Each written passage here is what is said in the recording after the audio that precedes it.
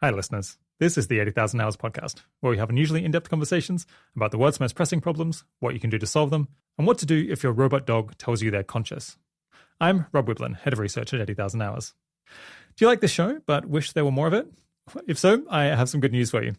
Luisa Rodriguez has recently joined the podcasting team at 80,000 Hours as a second host, which means we should be able to talk with more people about the world's most pressing questions and problems than we've ever been able to manage before.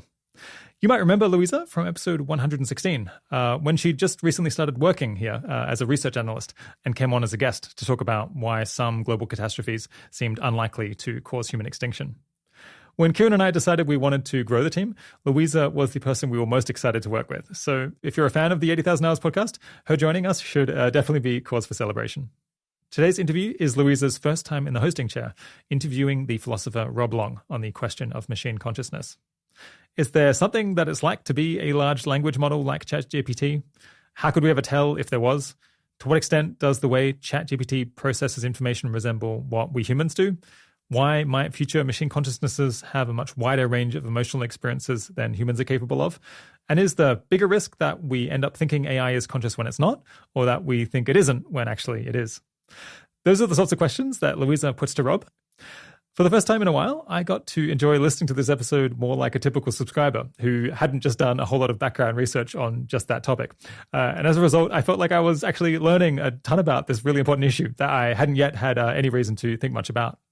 If Luisa can do interviews this good right off the bat, both you and I have much to look forward to.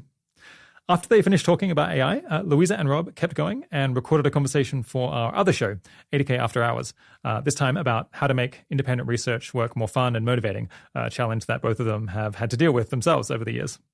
You can find that 40-minute conversation by subscribing to 80K After Hours in any podcasting app or clicking the link in the show notes. All right, without further ado, I present Luisa Rodriguez and Rob Long.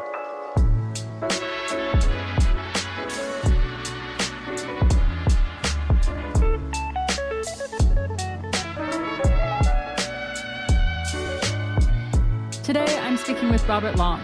Rob is a philosophy fellow with the Center for AI Safety, where he's working on philosophical issues of aligning AI systems with human interests. Till recently, he was a researcher at the Future of Humanity Institute, where he led the Digital Minds Research Group, which works on AI consciousness and other issues related to artificial minds. Rob studied social studies at Harvard and has a master's in philosophy from Brandeis University and PhD from NYU. During his PhD, he wrote about philosophical issues in machine learning under the supervision of David Chalmers, who listeners might remember hearing on our show before. On top of that, I'm very privileged to call Rob one of my closest friends. But somehow, in spite of being very good friends, Rob and I have actually never talked much about his research. So I'm really excited to do this today. Thanks for coming on the podcast, Rob. Thanks so much, Luisa. I'm really excited to talk with you. Well, I'm excited to talk about how likely AI systems are to become sentient and what that might look like and kind of what it would mean morally. But first, what are you working on at the moment and why do you think it's important? Yeah, this is a great question for the beginning of the year. I've been working on a variety of stuff related to consciousness and AI. So one I'm especially excited about right now is me and a colleague at the Future of Humanity Institute, Patrick Butlin, have been working on this big multi-author report where we're getting a bunch of neuroscientists and AI researchers and philosophers together to produce a big report about what the current scientific evidence is about sentience and current and near-term AI systems. I've also been helping Jeff Sebo with a research agenda for a very exciting new center at NYU called the Mind Ethics and Policy Center. Very cool. And yeah, just to keep myself really busy, I'm also really excited to do kind of a technical sprint on leveling up my skills in machine learning and AI safety. That's something that's like perennially on my to-do list. And I've always been kind of technical AI safety curious. So that's kind of a big change for me recently, is also shifting more into that. Oh, wow. Cool. Okay. So yeah, I'll probably ask you more about that later. But it sounds like on top of AI sentience and AI consciousness, you're like, let's add AI safety to the mix too. How can I solve that? Yeah, to be clear, I do see them as related. You're going to think about a lot of the same issues and need a lot of the same technical skills to think clearly about both of them. Okay, well, we'll come back to that. Yeah, to start, I wanted to ask, a kind of basic question. I basically don't feel like I have a great sense of what artificial sentience would even look like. Can you help me get a picture of what we're talking about here? Yeah, I mean, I think it's absolutely fine and correct to not know what it would look like. In terms of what we're talking about, I think the short answer, or like a short hook into it, is just think about the problem of animal sentience. I think that's structurally very similar. So we share the world with a lot of non-human animals, and they look a lot different than we do. They act a lot differently than we do. They're somewhat similar to us. We're made of the same stuff. They have brains, but we often face this question of, as we're looking at a bee going through the field, like we can tell that it's doing intelligent behavior, but we also wonder, is there something it's like to be that bee? Like, and if so, what are its experiences like? And what would that entail for how we should like treat bees or try to share the world with bees? I think the general problem of AI sentience is that question, and also harder. So I'm thinking of it in terms of there's this kind of new class of intelligent or intelligent seeming complex system. And in addition to wondering what they're able to do and how they do it, we can also, I think, wonder if there is or will ever be something that it's like to be them, and if they'll have experiences, if they'll have something like pain or pleasure. It's a natural question to occur to people, and it's occurred to me, and I've been trying to work on it in the past couple of years.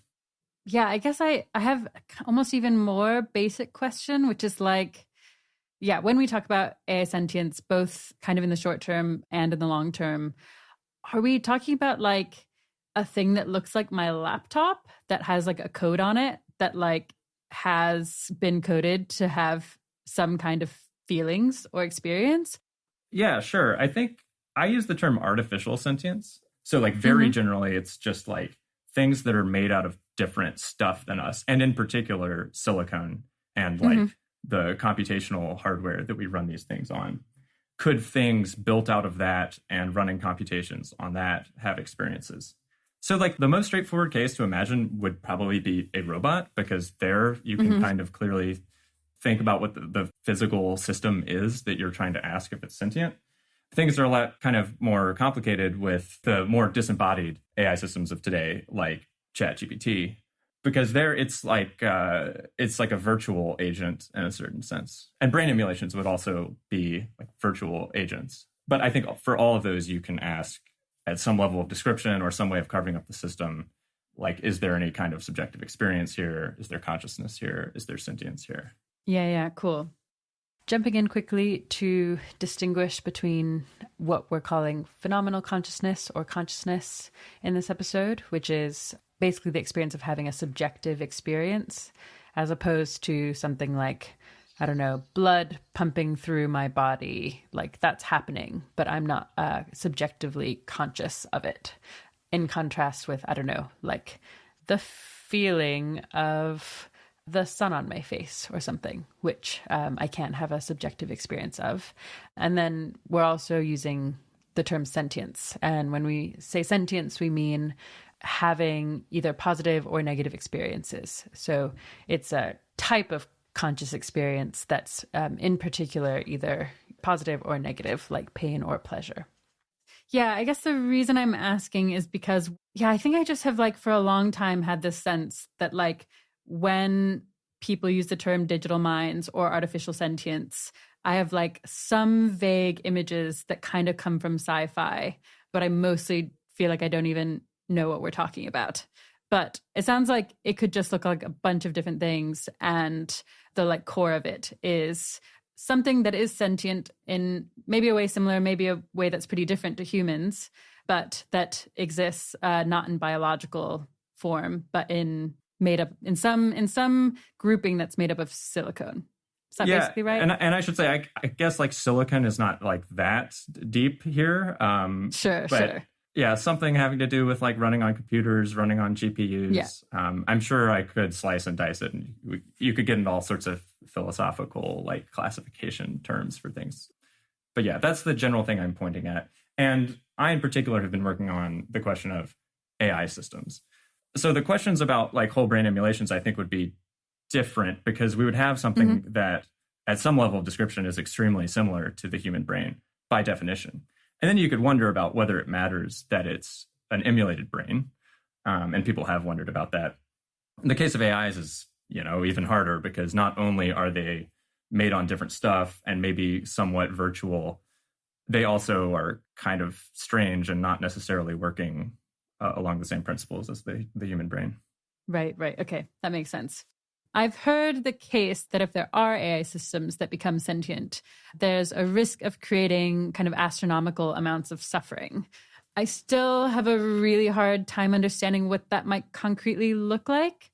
Can you give, a kind of concrete example scenario where that's the case? Yeah, so before getting to the astronomical cases, I'll start with a more concrete case, maybe of just one system. So you can imagine that a robot has been created by a company or by some researchers, and as it happens, it registers damage to its body and processes it in the way that, as it turns out, is relevant to having an experience of unpleasant pain. And maybe we don't realize that because we don't have good theories of what's going on in the robot or what it takes to feel pain. In that case, you can imagine that thing having a bad time because we don't realize it. Right. You could also imagine this thing being rolled out, and now we're economically dependent on systems like this. And now we have an incentive not to care and not to think too hard about whether it might be having a bad time. Yeah. So, that seems like something that could happen. Yeah. And that could happen because, there's some reason why it's helpful to have the robot recognize that it's sustained damage. It can be like, help, I'm broken. I need someone to fix my part. So that's something that you can imagine, might get programmed in.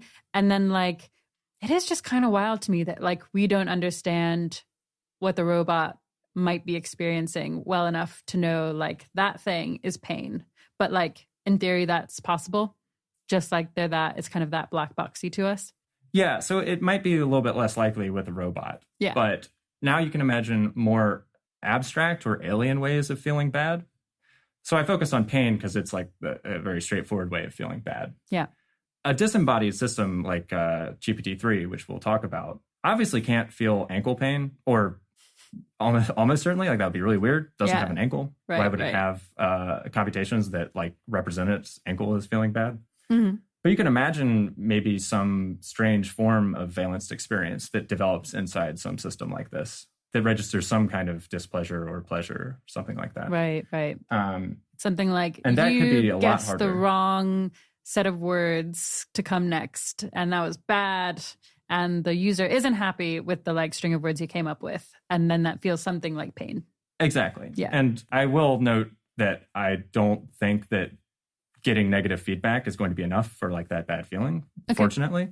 Yeah. But maybe some combination of that and some way it's ended up representing it inside itself ends up like that.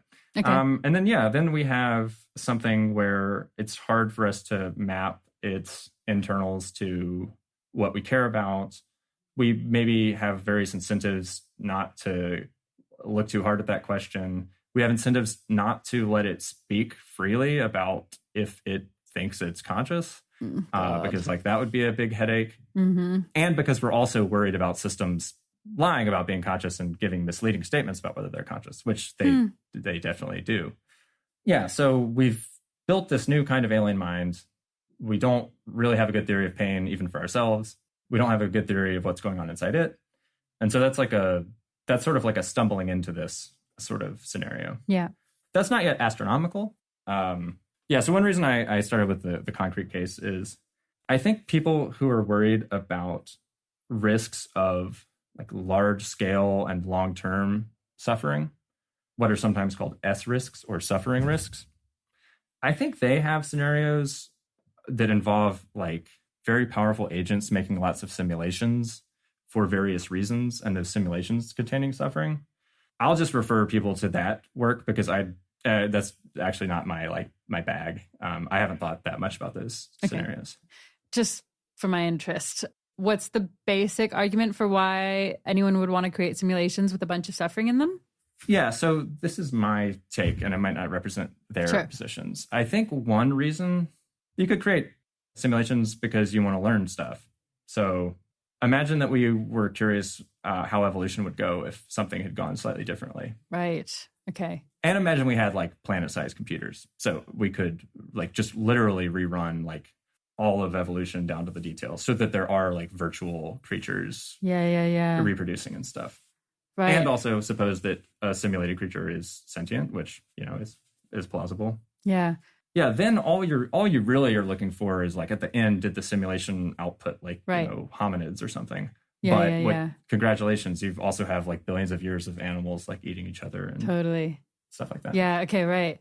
But it sounds like there's also just like we like make things for like economic reasons, like robots or like chatbots, and we don't realize those things are suffering. And then we like mass produce them because they're valuable. And then that mass production isn't astronomical in scale, but it's like big, and like those things are suffering and we didn't know it, and they're like all over, and we don't really want to change anything about those systems because we use them. Yeah, I mean, for just another dark scenario, you can imagine a system where we get pigs to be farmed much more efficiently. And we're just like, well, this has made meat cheaper. Let's not think too much about that. Totally. Got it. Yeah. Okay. Yeah. Are there any other examples you think are plausible here, or are those kind of the main ones? I guess one thing I should note is I've been focusing on this like case where we've hit on it accidentally. There are a lot of people who are interested in building artificial consciousness. Mm-hmm. On purpose. And understandably so. Mm-hmm. It's like just from a purely intellectual or philosophical standpoint, it's a fascinating project. And it can help us understand the nature of consciousness. So for a very long time, probably about as old as AI, people were like, wow, I wonder if we could make this thing conscious. Right. So there was a recent New York Times article, about roboticists who, want to build more self-awareness into robots, both for the intrinsic scientific interest and also because it might make for better robots. Mm-hmm. And some of them think, oh, well, like we're not actually that close to doing that. And maybe that, it's too soon to worry about it. Another person quoted in that article is like, yeah, it's something to worry about, but like, we'll deal with it. And I am quoted in that piece as just kind of being like, be careful, like slow down. We're not really ready to deal with this. To quote unquote deal with that. Yeah. Yeah, exactly. Okay, so maybe it happens because it's like useful for learning. Maybe it happens because there are like some reasons that someone might want to do this intentionally to create suffering. That's very dark. But then it could also just happen accidentally, which, all of which kind of terrifies me. And I want to come back to that. But first, I wanted to ask about the kind of, flip side of this, which is not only might AI systems be able to suffer, but they might also be able to experience pleasure. And I'm curious how their pleasure might compare to the pleasure that we feel as humans. Yeah, the short answer is I think the pleasure or pain or whatever analogs of that AI systems could experience could have a drastically different range than ours. They could have a drastically different sort of middle point. Is there any reason to think the default is that artificial sentience feels pleasure and pain like humans, or do you think the default is something else? Yeah, I basically am agnostic about what the default is. Okay. And one reason is that, well, let's first think about why the default is what it is for humans. Yeah, great. Which is a very vexing and interesting question. So let's start with, I think, one of the saddest facts about life, which is that it's much easier to make someone feel pain than to make them feel really good. Here's a dark thought experiment that I actually thought about as preparation for this. Suppose I'm going to give you like $1 billion and a team of people who are experts in all sorts of things. And you have the goal of making someone feel as good as possible for a week. Yeah. Or imagine a different scenario where I give you the goal of making someone feel as bad as possible for a week. Yeah. It seems much easier to do the second goal. Totally. Right. Yeah. That is really sad. It seems like in some ways it might not really be, like you could still mess up the 1 week thing. It's just like really hard to make people feel durably good. Totally. Yeah. And the bad is just like waterboard them for a week. Yeah. You took it there, but yeah. Yeah. That's much easier. Yeah. And like, why is that the case? Like, why are we creatures where it's so much easier to make things go really badly for us? One like line of thinking about this is, well, like, why do we have pain and pleasure? It has something to do with like promoting the right kind of behavior to increase our genetic fitness. Mm-hmm. That's not to say that that's explicitly what we're doing. And we, in fact, don't really have that goal as humans. Like, that's not what I'm up to. It's not what you're up to entirely. Yeah. But they should like kind of correspond to it. And there's kind of this asymmetry where it's really easy to lose all of your expected offspring in one go. If like something eats your leg, then you're like really in danger of like having no descendants. And that could be happening very fast. In contrast, there are like very few things that all of a sudden drastically increase your number of expected offspring. I mean, even having sex, which I think it's obviously not a coincidence that that's one of the most like pleasurable experiences for many people. Even that, like, you know, doesn't hugely in any given go increase your number of descendants, and ditto for like eating a good meal. Right. So if there was something that were like, I don't know, some tree that made it possible to like have 20 kids in one pregnancy instead of one, maybe we'd find eating the fruit from that tree like especially pleasurable. But there just like aren't that many things like that. And so those things don't give us very big rewards relative to the many things, I guess, that could like really mess up our survival or reproduction. Is that basically the cool? That is the thought. I've just never thought about that. It makes perfect sense. Yeah, it's like very schematic, but I do think it is like a good clue to thinking about these questions. So yeah, like what evolution wants for creatures is pain and pleasure to like roughly track those things. I mean, evolution also doesn't want you to experience agony every time you like don't talk to a potential mate. Like it doesn't want you to be racked with pain. Right. Because like that's distracting and it takes cognitive resources and stuff like that. So like that's another piece of it. It needs to like kind of balance the energy requirements and cognitive requirements of that. I definitely recommend that readers check out work by Rethink Priorities on trying to think about what the like range of valence experiences for different animals are based on this. Can you give me the rough overview of what they try to do? Like what their approach is? Yeah, so they're looking at considerations based on the sort of evolutionary niche that different animals are in. Wow, cool. As one thing, like there are reasons to expect differences between animals that have different kind of like offspring strategies. Right. And then also just more direct arguments about like, what are the attentional resources of this animal? Like, does it have memory in a way that might affect its experiences? Here's an interesting one. Like, do social animals have different experiences of pain? Because social animals, it's very helpful for them to cry out because they'll get helped by their prey. Animals have an incentive not to show pain because that will attract predators. Fascinating. And like, that might just really lead to big differences in how much pain or pleasure these animals feel. I think that's the thought. Yeah. That's really cool. It's really fascinating. Yeah. I'm sure everyone's seen a kid that has fallen over and it doesn't freak out until it knows that someone's watching. Seen it. Oh, got it. Yeah. Yes, true. And that's not to say that the pain is different in each case. Like, I don't know, and I don't think anyone knows, but that's an illustration of the social animal kind of programming. Totally. Okay. So I guess by extension, you could think that like the kind of selection pressures that an AI system has or doesn't have, or something about its environment might affect kind of its emotional range. Is that basically the... Yeah, it's something like we seem to have some sort of partially innate or baked in like default point that we then deviate from on either end. It's very tough to know what that would mean for an AI system. Obviously, AI systems have objectives that they're seeking to optimize, but it's less clear what it is to say its kind of default expectation of how well it's going to be doing, such that if it does better, it will feel good. If it does worse, it'll feel bad. I think the key point is just to notice that maybe, and this could be a very good thought, this kind of asymmetry between pleasure and pain is not a universal law of consciousness or something. Got it. Like that. Right. Okay. So the fact that humans have this kind of like limited pleasure side of things, there's no like inherent reason that an AI system would have to have that cap. It could have. There might be no inherent reason we have to have that cap forever, which is another wonderful thought. Right. There's this great post by Paul Christiano pointing out that we're kind of fighting this battle against evolution. Evolution doesn't want us to find pleasure hacks because it doesn't want us to wire head. So like that's one reason we, at a high level, like why we maybe habituate to drugs. Sorry, wireheading is like some hack to find pleasure that doesn't actually improve our fitness or something?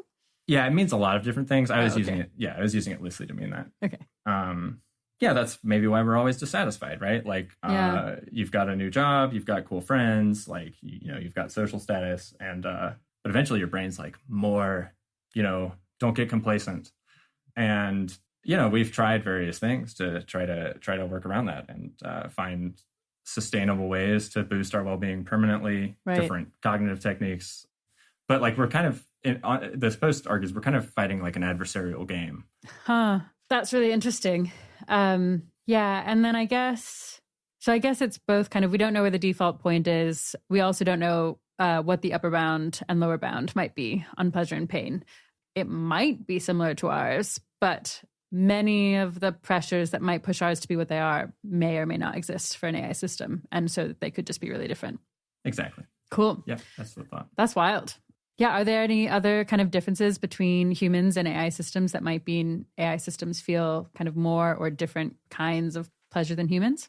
Well, yeah. I mean, one thing I'll note is that I'm often using bodily pain or the pleasures of status or something as my examples. Mm-hmm. But it kind of goes without saying, but I'm saying it that, AIs might not have anything, corresponding to that. It would be really weird if they feel like sexual satisfaction at this point. Right. Yeah, makes sense. But then and you can wonder that we're venturing into territory where we don't really know what we're talking about. But like, I think you can, in the abstract, imagine valence. Yeah. Valence just being a shorthand for like this quality of pleasure, displeasure. You can imagine valence, or at least I think I can, that's about other kinds of things. Yeah. Like, to the extent that there are things like goals and rewards and other things going on that motivate an AI system, maybe those things come with valence. And like, maybe they won't, but like, it might make sense for them too. Exactly. I guess one argument I've heard for why there might be a difference in kind of the amount of pleasure and pain AI systems could feel versus humans can feel is just something like humans require lots of resources right now. Like the cost of living and the cost of thriving and flourishing might just be really high. And I can imagine it just becoming super, super cheap for an AI system or some kind of digital mind feeling just like huge amounts of pleasure, but not requiring like a bunch of friends and like housing and romantic relationships. Like maybe it's just like relatively small computer chips and they just like get to feel enormous pleasure really cheaply by like pushing like the 0 key or something. And so you might think that they could just experience actually loads more pleasure than humans could, at least for like given the same inputs. Yeah. One thing I'll also note is they could also experience the higher pleasures cheaply too. Like suppose they do require friends and knowledge and community and stuff. Maybe it's just a lot cheaper to give that to them too. Yeah. Right. And then there's also cases, like you said, where maybe they have some sort of alien pleasure and we're just like turning the dial on that. I mentioned the other case because like I think a lot of people would be wary of finding it valuable that you're like just like cranking the dial on maybe some quote unquote lower pleasure or like uninteresting pleasure. But even the more interesting pleasures could be a lot cheaper. Right. It's cheaper for them to achieve great things and contemplate the eternal truths of existence and have friends and stuff like that. And that could just be some basic thing like it's easier to make more silicone things than it is to build houses, farm food, build cities, etc. Like you could just have computer farms that like allow AI systems to have all the same experiences and maybe better ones, but like it might just cost less. Yeah, that scenario is possible. And I will go ahead and disclaimer, like I don't think that much about those scenarios right now. Mm-hmm. And I'm also not like, build the servers, go, Okay. Given how like fraught and in the dark we are about these questions, both morally and empirically. Totally. But yes, I think it is possible. here's another, another Black Mirror episode, which I think is maybe my favorite, is San Junipero. Yeah. Have you seen that one? I have, yeah. Do you want to recap it? Sure. This one's set in the somewhat near future, and this civilization seems to have cracked making realistic simulations. And it's possible for people to go in those simulations while they're alive. It's also possible for them to be transferred to them when they die. And it's one of the rare Black Mirror utopias. Spoiler alert, before you continue listening. The protagonist of the episode ends up in a very great situation at the end of the show. She ends up being able to live with this woman she loves and in this cool beach town. And what I love about the episode is it ends with this happy ending in digital utopia. And then the last shot is this robot arm putting her little simulation in this huge server bank, and you see that it's just this entire warehouse of simulations. Yeah. And why is it your favorite? Did you like that episode? I think it's stunning, really moving.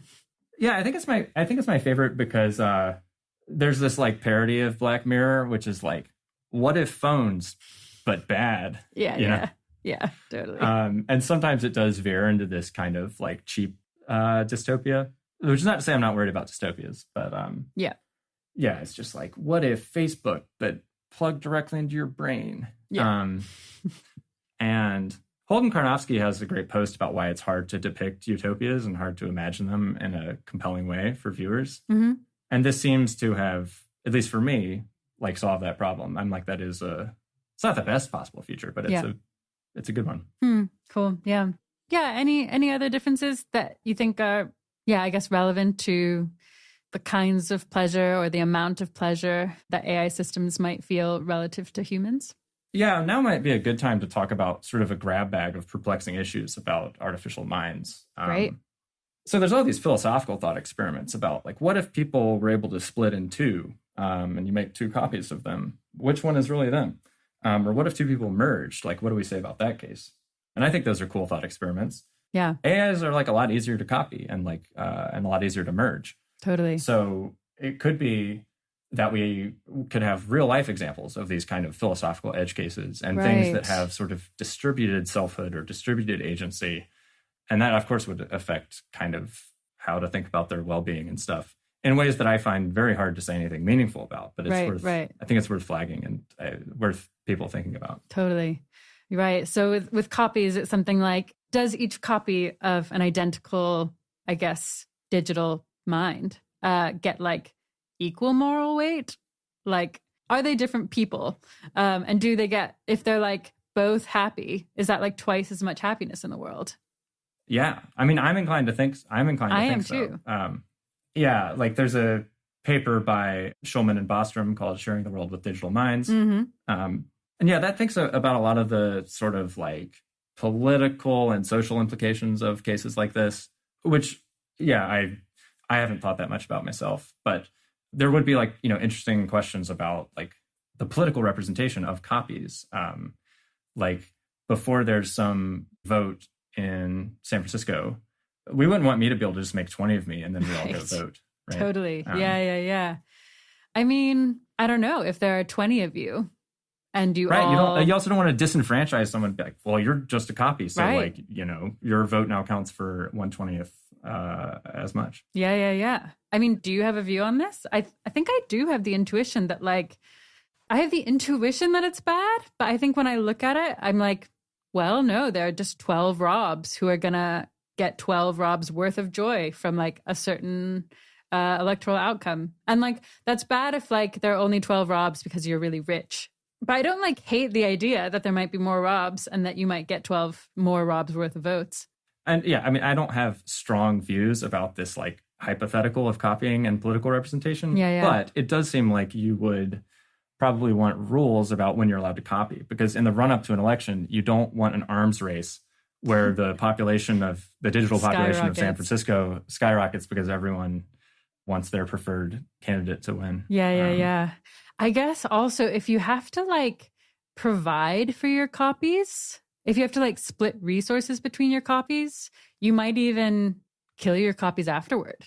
Like you might delete them because you're like, I can't afford all these copies of myself. Yeah, thanks for the vote. Thanks for the vote. But of course, if I feel that way, then by necessarily all the copies do as well. So they feel like they also don't want to share resources and are happy to let one of you live, you mean? Well, they're certainly not going to be deferring to the quote unquote original me because they all feel like the original me. Right. And so, so the 11 that, let's say the original you does keep power somehow. It like somehow has the power to delete the other copies. And yeah, they'll all feel like the original me. That's another thing, right? Well, they will feel like it, but they might not actually be able to click the button to delete the copies, but like maybe the original you can. Right. Yeah. And then you're murdering 11 people. I mean, not me, I wouldn't do this, but you wouldn't do this. You might do that. You would be murdering. I'm planning right Luises. now. I'm scheming. I'm like, ooh, sounds like a great way to get the election outcomes I want. How much does the merging thought experiment apply? Or like how relevant is it? I guess I mostly mentioned the merging case because it's like part of the canonical battery of thought experiments that are supposed to make personal identity seem a little less deep or kind of perplexing if you really insist on there always being some fact of the matter about which persons exist and not. Yeah. And just like splitting, it's like something that seems like it could happen. Yeah. Okay, so maybe you, after this election, try to merge your 11 copies back with yourself. And then what does that mean? Yeah, like does that thing now still deserve 12 votes or something? Right. Yeah. Okay, interesting. Yeah, I've never thought about that before.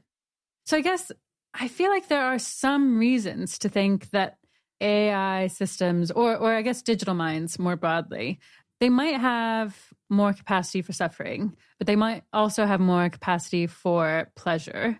They might be able to kind of experience that pleasure more cheaply than humans. They might have like a higher kind of pleasure set point. So like on average, they might be better off. Yeah, I guess you might think that like it's more cost effective.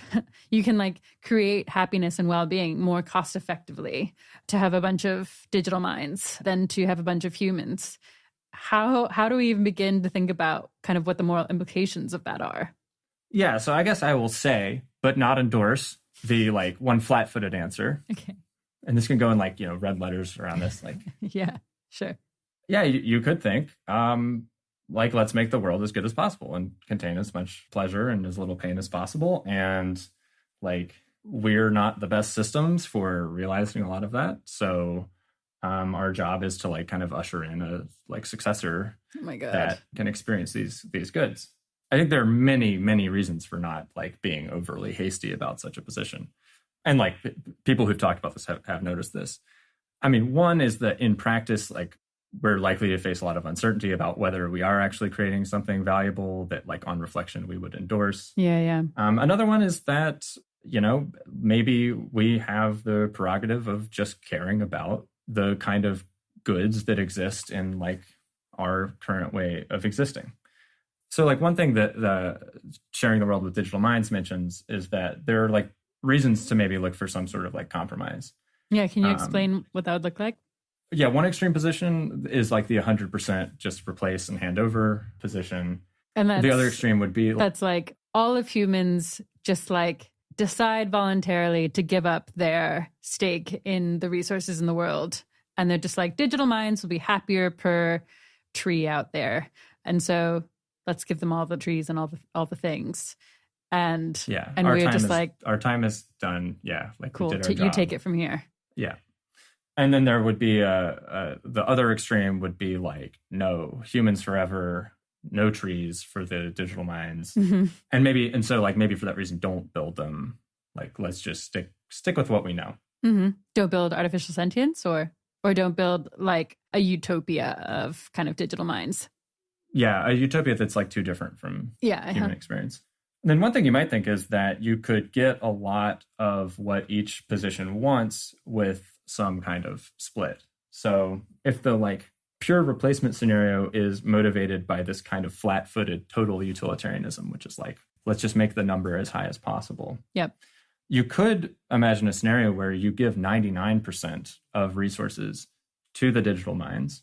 You leave 1% for the humans.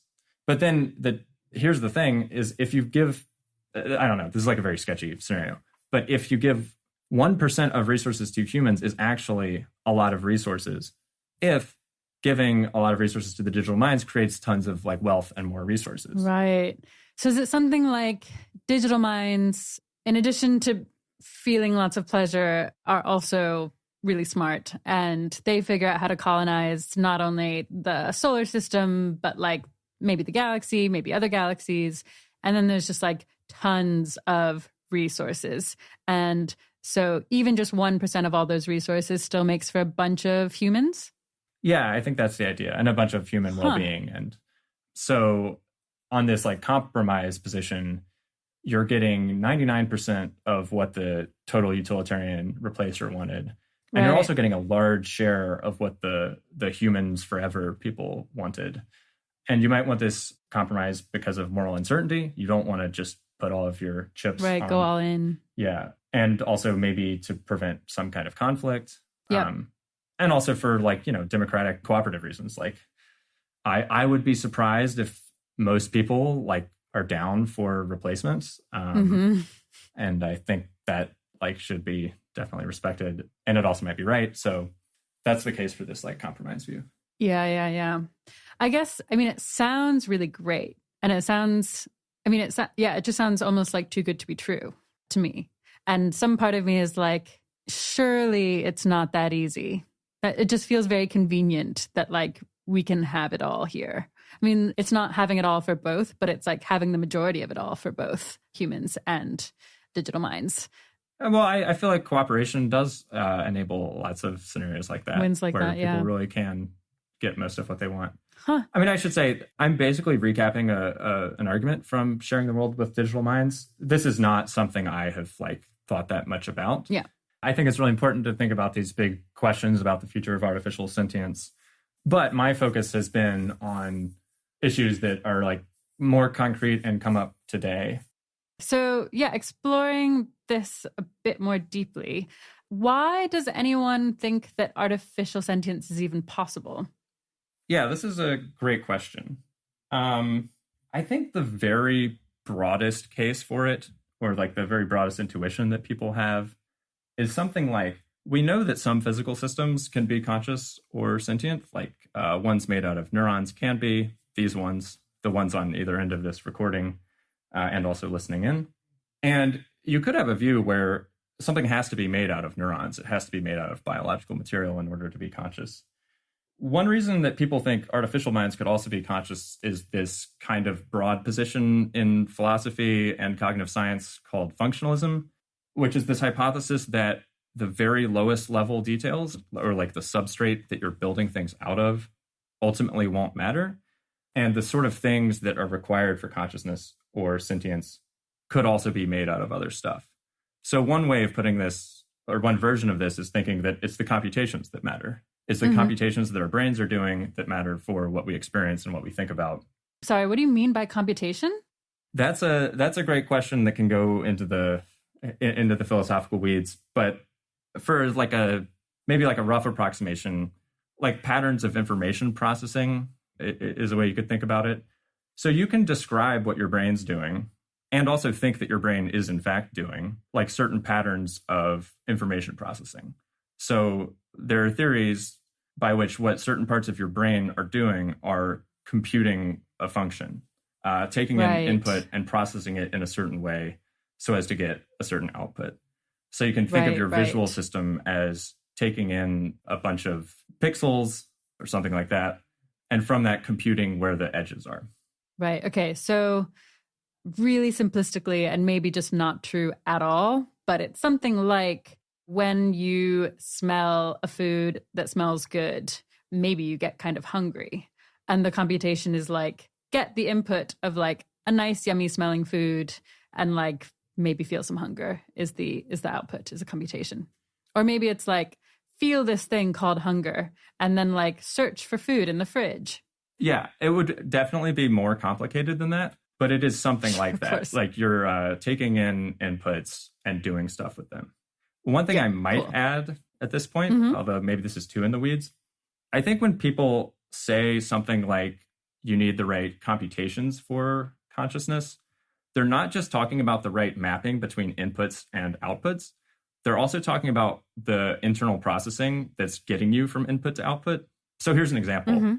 There's this famous case by Ned Block, also one of my advisors, who pointed out that you could have something that has this big lookup table where the input is a given sentence. And then for every given sentence, it has a certain output of what it should say. And it doesn't do anything else with the sentences. It just goes to the right column of its lookup table. Totally. Yeah. Of course, such a thing would not be feasible at all. But a lot of people have the intuition that that way of getting from input to output is not the right sort of thing that you would want for consciousness or sentience. Right. So if the lookup table had an input, when you receive input, hunger, and the looked up value was eat an apple, that would not be the same thing as when you receive the input, hunger, think about maybe subconsciously think about the nutrients you might need and then go find a thing that will meet that need. Sorry, this may be a terrible example, but something like I think it's a good you're example. not allowed to. Okay, nice. It's pointing at the fact that the path you're taking internally matters. And yeah, I mean, I will add or point out, as I think you realize, that it wouldn't be describable in such a way, and the computations would be extremely fine-grained and complex, and you couldn't write them down on a piece of paper. Yeah. But the general gist is correct. Yeah. Is there a principled reason why you couldn't write them down in paper? I guess there's not a principled reason. It's kind of, I think of that as more of an empirical observation that, in fact, what our brains are doing is pretty complex. But that's also an open question. I think in the early days of AI, people were kind of optimistic that, and this goes for things with intelligence as well as consciousness, that there would be these really simple principles that you could write down and distill. That doesn't seem to be what we've learned about the brain so far, or the way that AI has gone. Yep. So we'll get to this later. I do suspect that our theory of consciousness might involve quite a bit of complexity. Yep. Cool. Okay, so I took you way off track. So you're saying that there's this idea called functionalism, where basically it's the functions that matter, where all you need is certain computations to be happening or possible in order to get something like sentience. Is that basically right? Yeah, that's basically right. Computationalism is a more specific thesis about what the right level of organization or what the right functional organization is the function of performing certain computations. Right. Okay. Does that make sense? So I think so. Yeah. Maybe I'll make sure I get it. So the argument is that there's nothing special about the biological material in our brain that allows us to be conscious or sentient. It's a particular function that our brain serves, and that specific function is doing computations.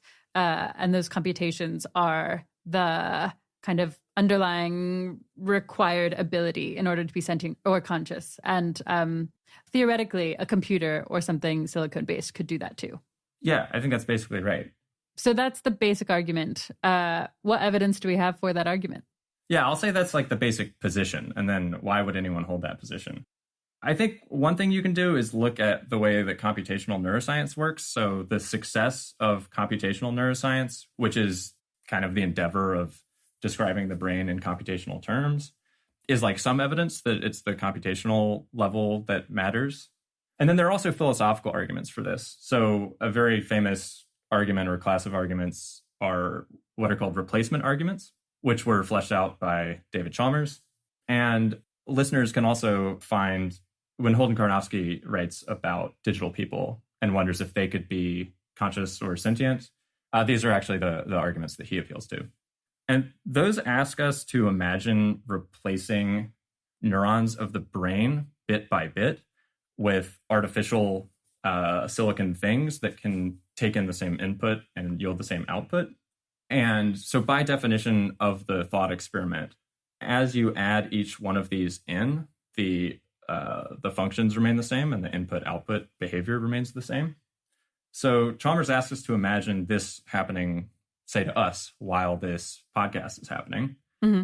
So Yeah, by stipulation, our behavior won't change, and the way we're talking about things won't change, and what we're able to access in memory won't change. And so at the end of the process, you have something made entirely out of silicon, which has the same behavioral and cognitive capacities as the biological thing. And then you could wonder, well, did that thing lose consciousness by being replaced with silicon? And what Chalmers points out is it would be really weird to have something that talks exactly the same way about being conscious, because by definition, that's like a behavior that remains the same. Yeah. And has the same memory access and internal cognition, but like the consciousness left without leaving any trace of leaving. He thinks this would be like a really weird dissociation between cognition and consciousness. And a lot of people, one reason this argument kind of has force is a lot of people are pretty comfortable with the idea that at least cognition and verbal behavior and memory and things like that can be functionally multiply realized. And this is an argument that if you think that, it would be kind of weird if consciousness is this one exception where the substrate matters. So I think the idea is something like if you had a human brain and you replaced a single neuron with, I guess, a silicone neuron that did the exact, like performed the exact same function. And is the reason we think that's like a plausible thing to think about because neurons transmit electricity and they're kind of like on-off switchy in maybe the same way that we think, or the same way that computers are. Is that what? Yeah. This is an excellent point. One weakness of the argument, in my opinion, and people have complained about this, is it kind of depends on this replacement being plausible. Or, sorry, it seems that way to people. In the paper, there's actually a note on, well, you might think that this is actually in practice not something you could do. And obviously we could not do it now. And for reasons I don't entirely understand, that's not really supposed to undermine the argument. Okay. All right. Well, maybe coming back to that. Yeah. Is it basically right, though, that we think of a neuron and like a computer chip as like analogous enough that that's why it's plausible? Yeah. We think of them as being able to preserve the same functions.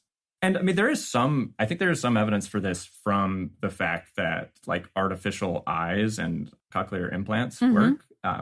Like we do find that computational things can interface with the brain and the brain can make sense of them. Interesting. That's not like decisive argument. People who are kind of not on board with this kind of computational way of thinking of things would probably not give up when faced with that. It wouldn't be and they have ways convincing to to respond. them. Yeah. And the thing there is like, I actually don't know how artificial eyes work. Is it like there's an eye made of some things that are non-biological and they interface with the brain in some way that allows people to see?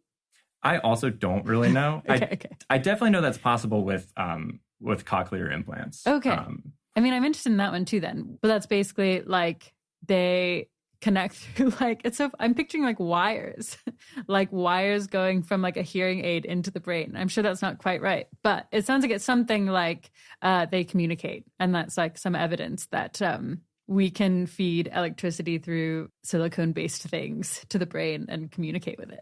Yeah, one wrinkle is here is it might not be. Yeah, I don't think it's reaching into the brain. It might be doing like the right stuff to your inner ear. To your ear, right? Okay. Yeah, that makes sense. So we think that maybe you think a neuron could be replaced with a silicone-based version of it. Prosthesis, yeah. Prosthesis, nice. And then prosthetic neuron. Is that a term? Is that a word? Is that how people talk about it? I think people have used that term. There's not a canonical term since it's an imaginary case for now. Right. Okay, so you have a prosthetic neuron and you can replace a single neuron at a time. And like every time you make that replacement, it stays like you work the same way. Your brain does the same things. Nothing about your behavior or thoughts change. Yeah, so maybe it's good to start with the first replacement. If the first replacement is possible, I don't think anyone would think, oh no, you have now destroyed Louisa's consciousness. Now she's like a walking philosophical zombie. Yeah. And then this is a common argument form in philosophy. 2 doesn't seem like it would make the difference, right? And then and so on and so forth. And then eventually you replace all my neurons with the silicone prosthetic neurons. And then I have an entirely silicone-based brain, but there's no reason to think I wouldn't feel or think the same things. Is that basically it? That's the idea. It's if you did think that you don't feel the same things, it's supposed to be really counterintuitive that you would still be saying, oh, this worked. I'm still listening to Rob talk. Yeah. I'm still seeing colors. You would still be saying that stuff since that's like a behavioral function. Yep. And that's the basic thrust. So then what that is that's at least one silicon-based system that could be conscious. So that kind of opens the door to being able to do this stuff in silicon. Yeah. It feels very similar to this ship that like has all of its planks replaced one by one, and like at the end you're asked if it's the same ship. Yeah, it is similar. This sort of thing shows up a lot in philosophy. As I said, it's like an old trick. Yeah. Okay. Listeners might recall the podcast with Al Hayek, right? And he has all these great examples of sort of like argument patterns that you can use in philosophy and you can like apply to different domains. You can think of this as an application of a like gradual replacement or like bit by bit kind of argument in philosophy. One thing I would like to say, and maybe I'm qualifying too much, but full disclaimer, I think a lot of people are not super convinced by this argument. Like Gualtiero Piccinini is like an excellent philosopher who thinks about issues of computation and what it would mean for the brain to be computing. And I think he's sympathetic to the idea that he's sympathetic to computationalism, but he thinks that this argument isn't really what's getting us there. I think he relies more on that point I was saying about, well, if you look at the brain itself, it does actually look like computation is a deep or meaningful way of carving it up and seeing what it's doing. Right. And so if you could get the right computations doing similar things or doing things that make up sentience, then like it doesn't matter what's doing it. Yeah. What reasons do people think that argument doesn't hold up? Well, for one thing, it's like you might worry that it's sort of stipulated what's at issue at the outset, which is that silicon is able to do all the right sort of stuff. So there's this philosopher of biology and philosopher of mind called Peter Godfrey Smith, who would be an excellent guest, by the way. He's written a book about octopus minds, and he has a line of thinking where functionalism in some sense is probably true, but it's not clear that you can get the right functions if you build something out of silicon, because he's really focused on the low-level biological details that he thinks might actually matter for at least the kind of consciousness that you have. And that's sort of something that I think you can't really settle with an argument of this form. Yeah. Can you settle it? So I actually have sort of set aside this issue, funnily enough, since it's like the foundational issue for now. And I'll say why I'm doing that. Yeah, I think these like debates about multiple realizability and computationalism have been going on for a while. And I'd be pretty surprised if in the next few decades, someone has just nailed it and they've proven it one way or the other. And so the way I think about it is, I think it's plausible that it's possible in silicon to have the right kind of computations that matter for consciousness. And if that's true, then you really need to worry about AI sentience. And so it's sort of like, let's look at the worlds where that's true and try to figure out which ones could be conscious. And it could be that, you know, none of them are because of some deep reason having to do with the biological hardware or something like that.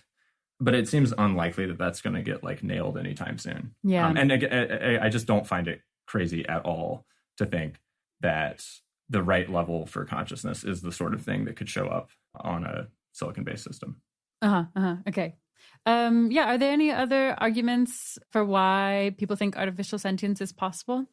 This is related to the computational neuroscience point, but one thing people have noticed is that a lot of the leading scientific theories of what consciousness is are in computational terms and posit computations or some other sort of pattern or function as what's required for consciousness. And so if you think they're correct in doing so, then you would think that it's possible for those patterns or computations or functions being made or realized in something other than biological neurons. Does anyone disagree on this? Like, do some people just think artificial sentience is not possible? Yeah, so there are these views called biological theories, maybe you can call them. So Ned Block is one of the, I guess, like foremost defenders of this biological view that consciousness just is, in some sense, a biological phenomenon. And you won't be capturing it if you go to something too far outside the realm of biological looking things.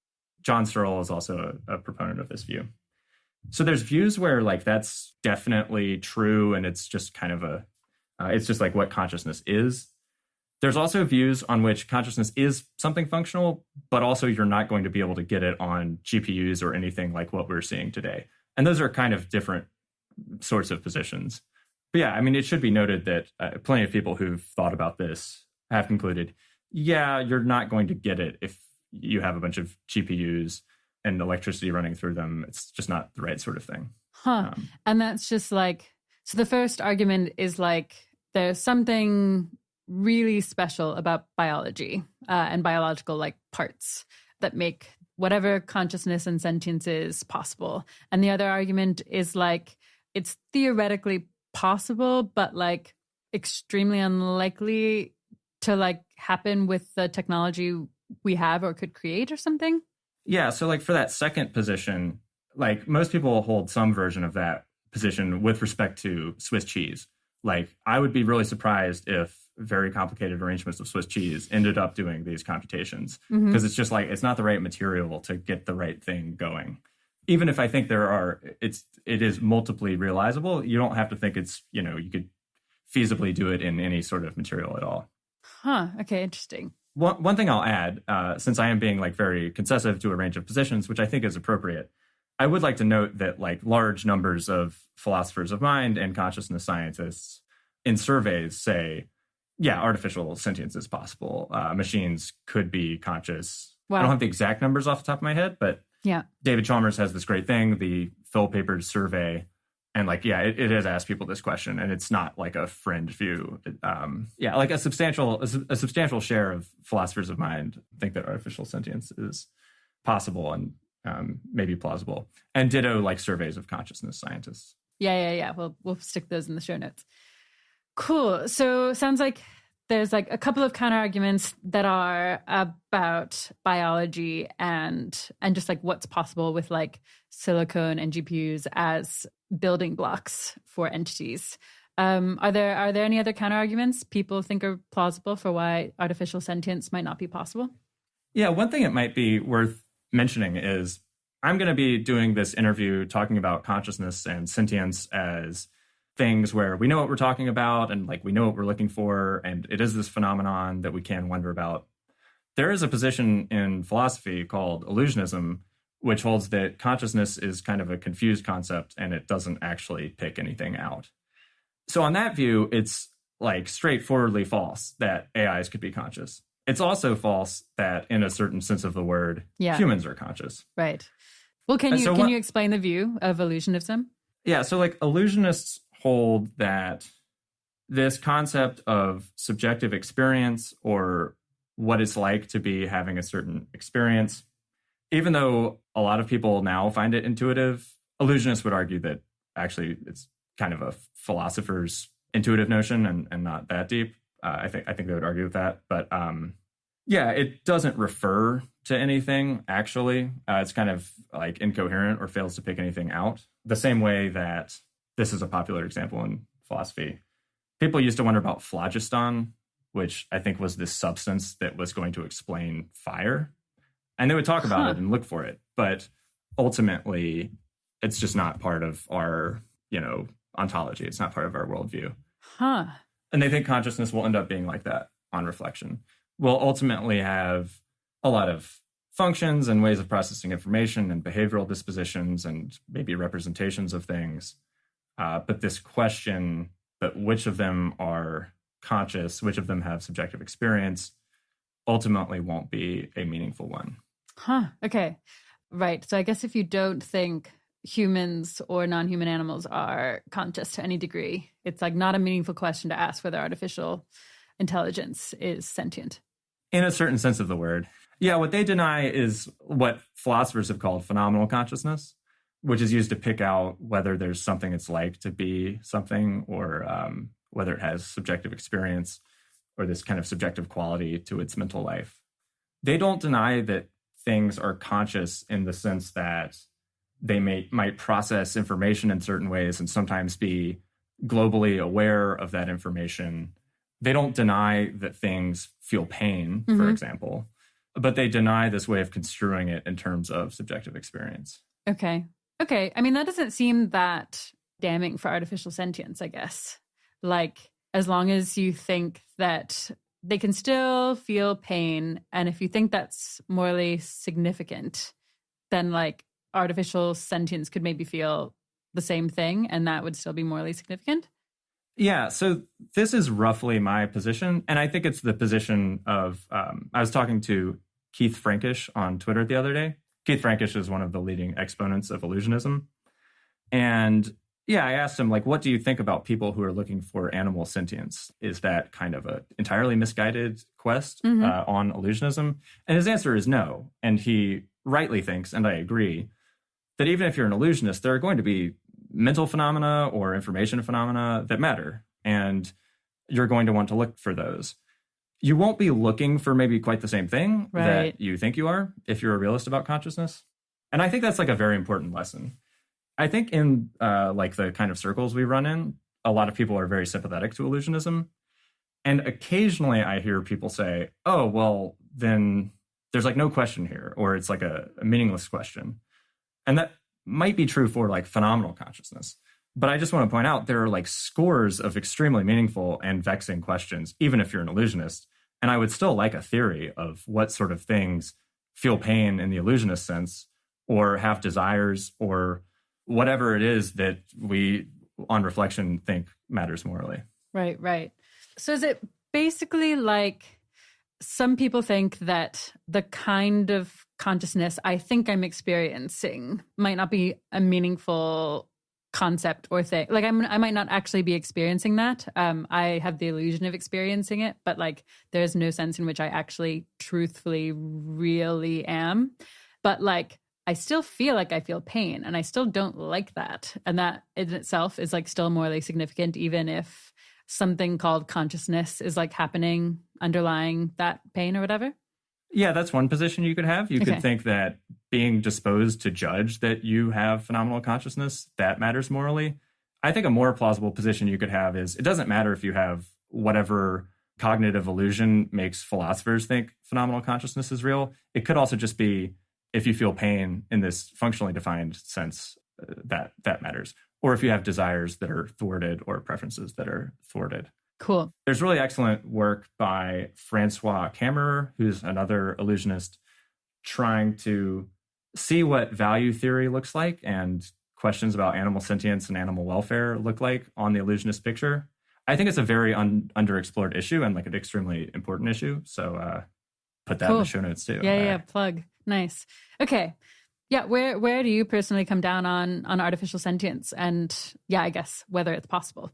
Yeah, I think I'm like 85% that artificial consciousness or sentience, and here's a real wiggle, or something in that vicinity that we morally care about.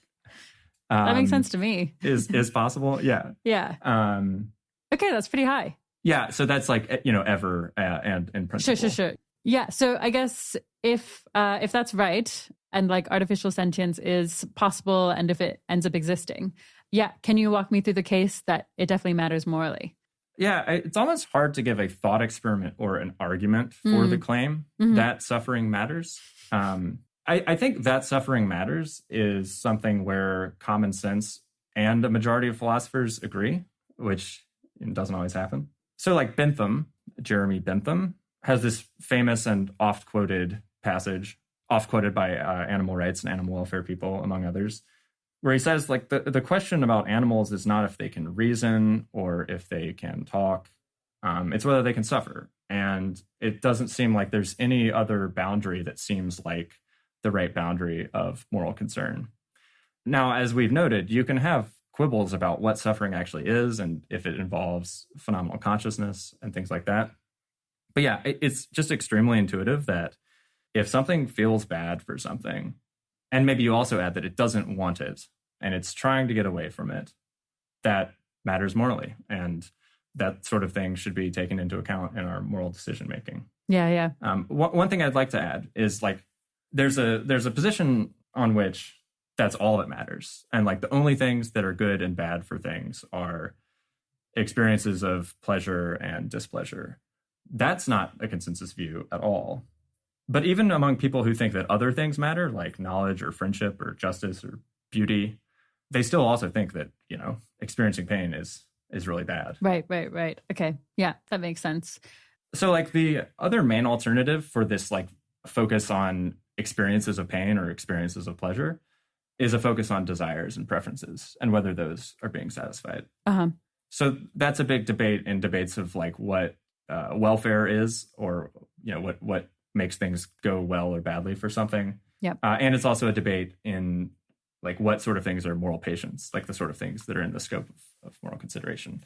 And I would like to note a position on which what ultimately matters is not pain or pleasure, but desires. And desires seem like they're much easier to define in this functional way that maybe doesn't make reference to consciousness. And that might be in some ways easier to get a grip on than consciousness. That's the position of Francois Kammerer, who has a paper about how we should think about welfare if we don't really believe in consciousness.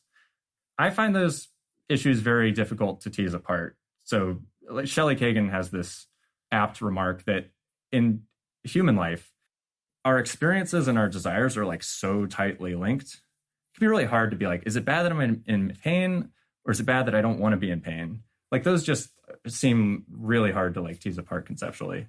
Yeah, I mean, can I imagine being in pain and not wanting to be in pain? So there are cases where people have the sensory experience of pain, but report don't minding it. So they can fully feel that their skin is being pinched or something like that. But they're like, yeah, but it's just not bad. So that's called pain asymbolia. And it's like a fascinating condition and there's a lot of philosophical work, which is like, well, is that really pain? Are they like lacking some unpleasant quality to the pain? And that's why they don't mind it. Could you really have that unpleasant quality and not mind it? Yeah. One thing I can say that pain asymbolia does seem to many people to have shown is that there's a surprising dissociation between the way you process the sensory information about pain and then this like affective, like felt unpleasantness thing. And I think there are differences in like the brain and like in terms of how those are processed and things, which is why things like this are possible. Yeah. Anyway. No, that's interesting.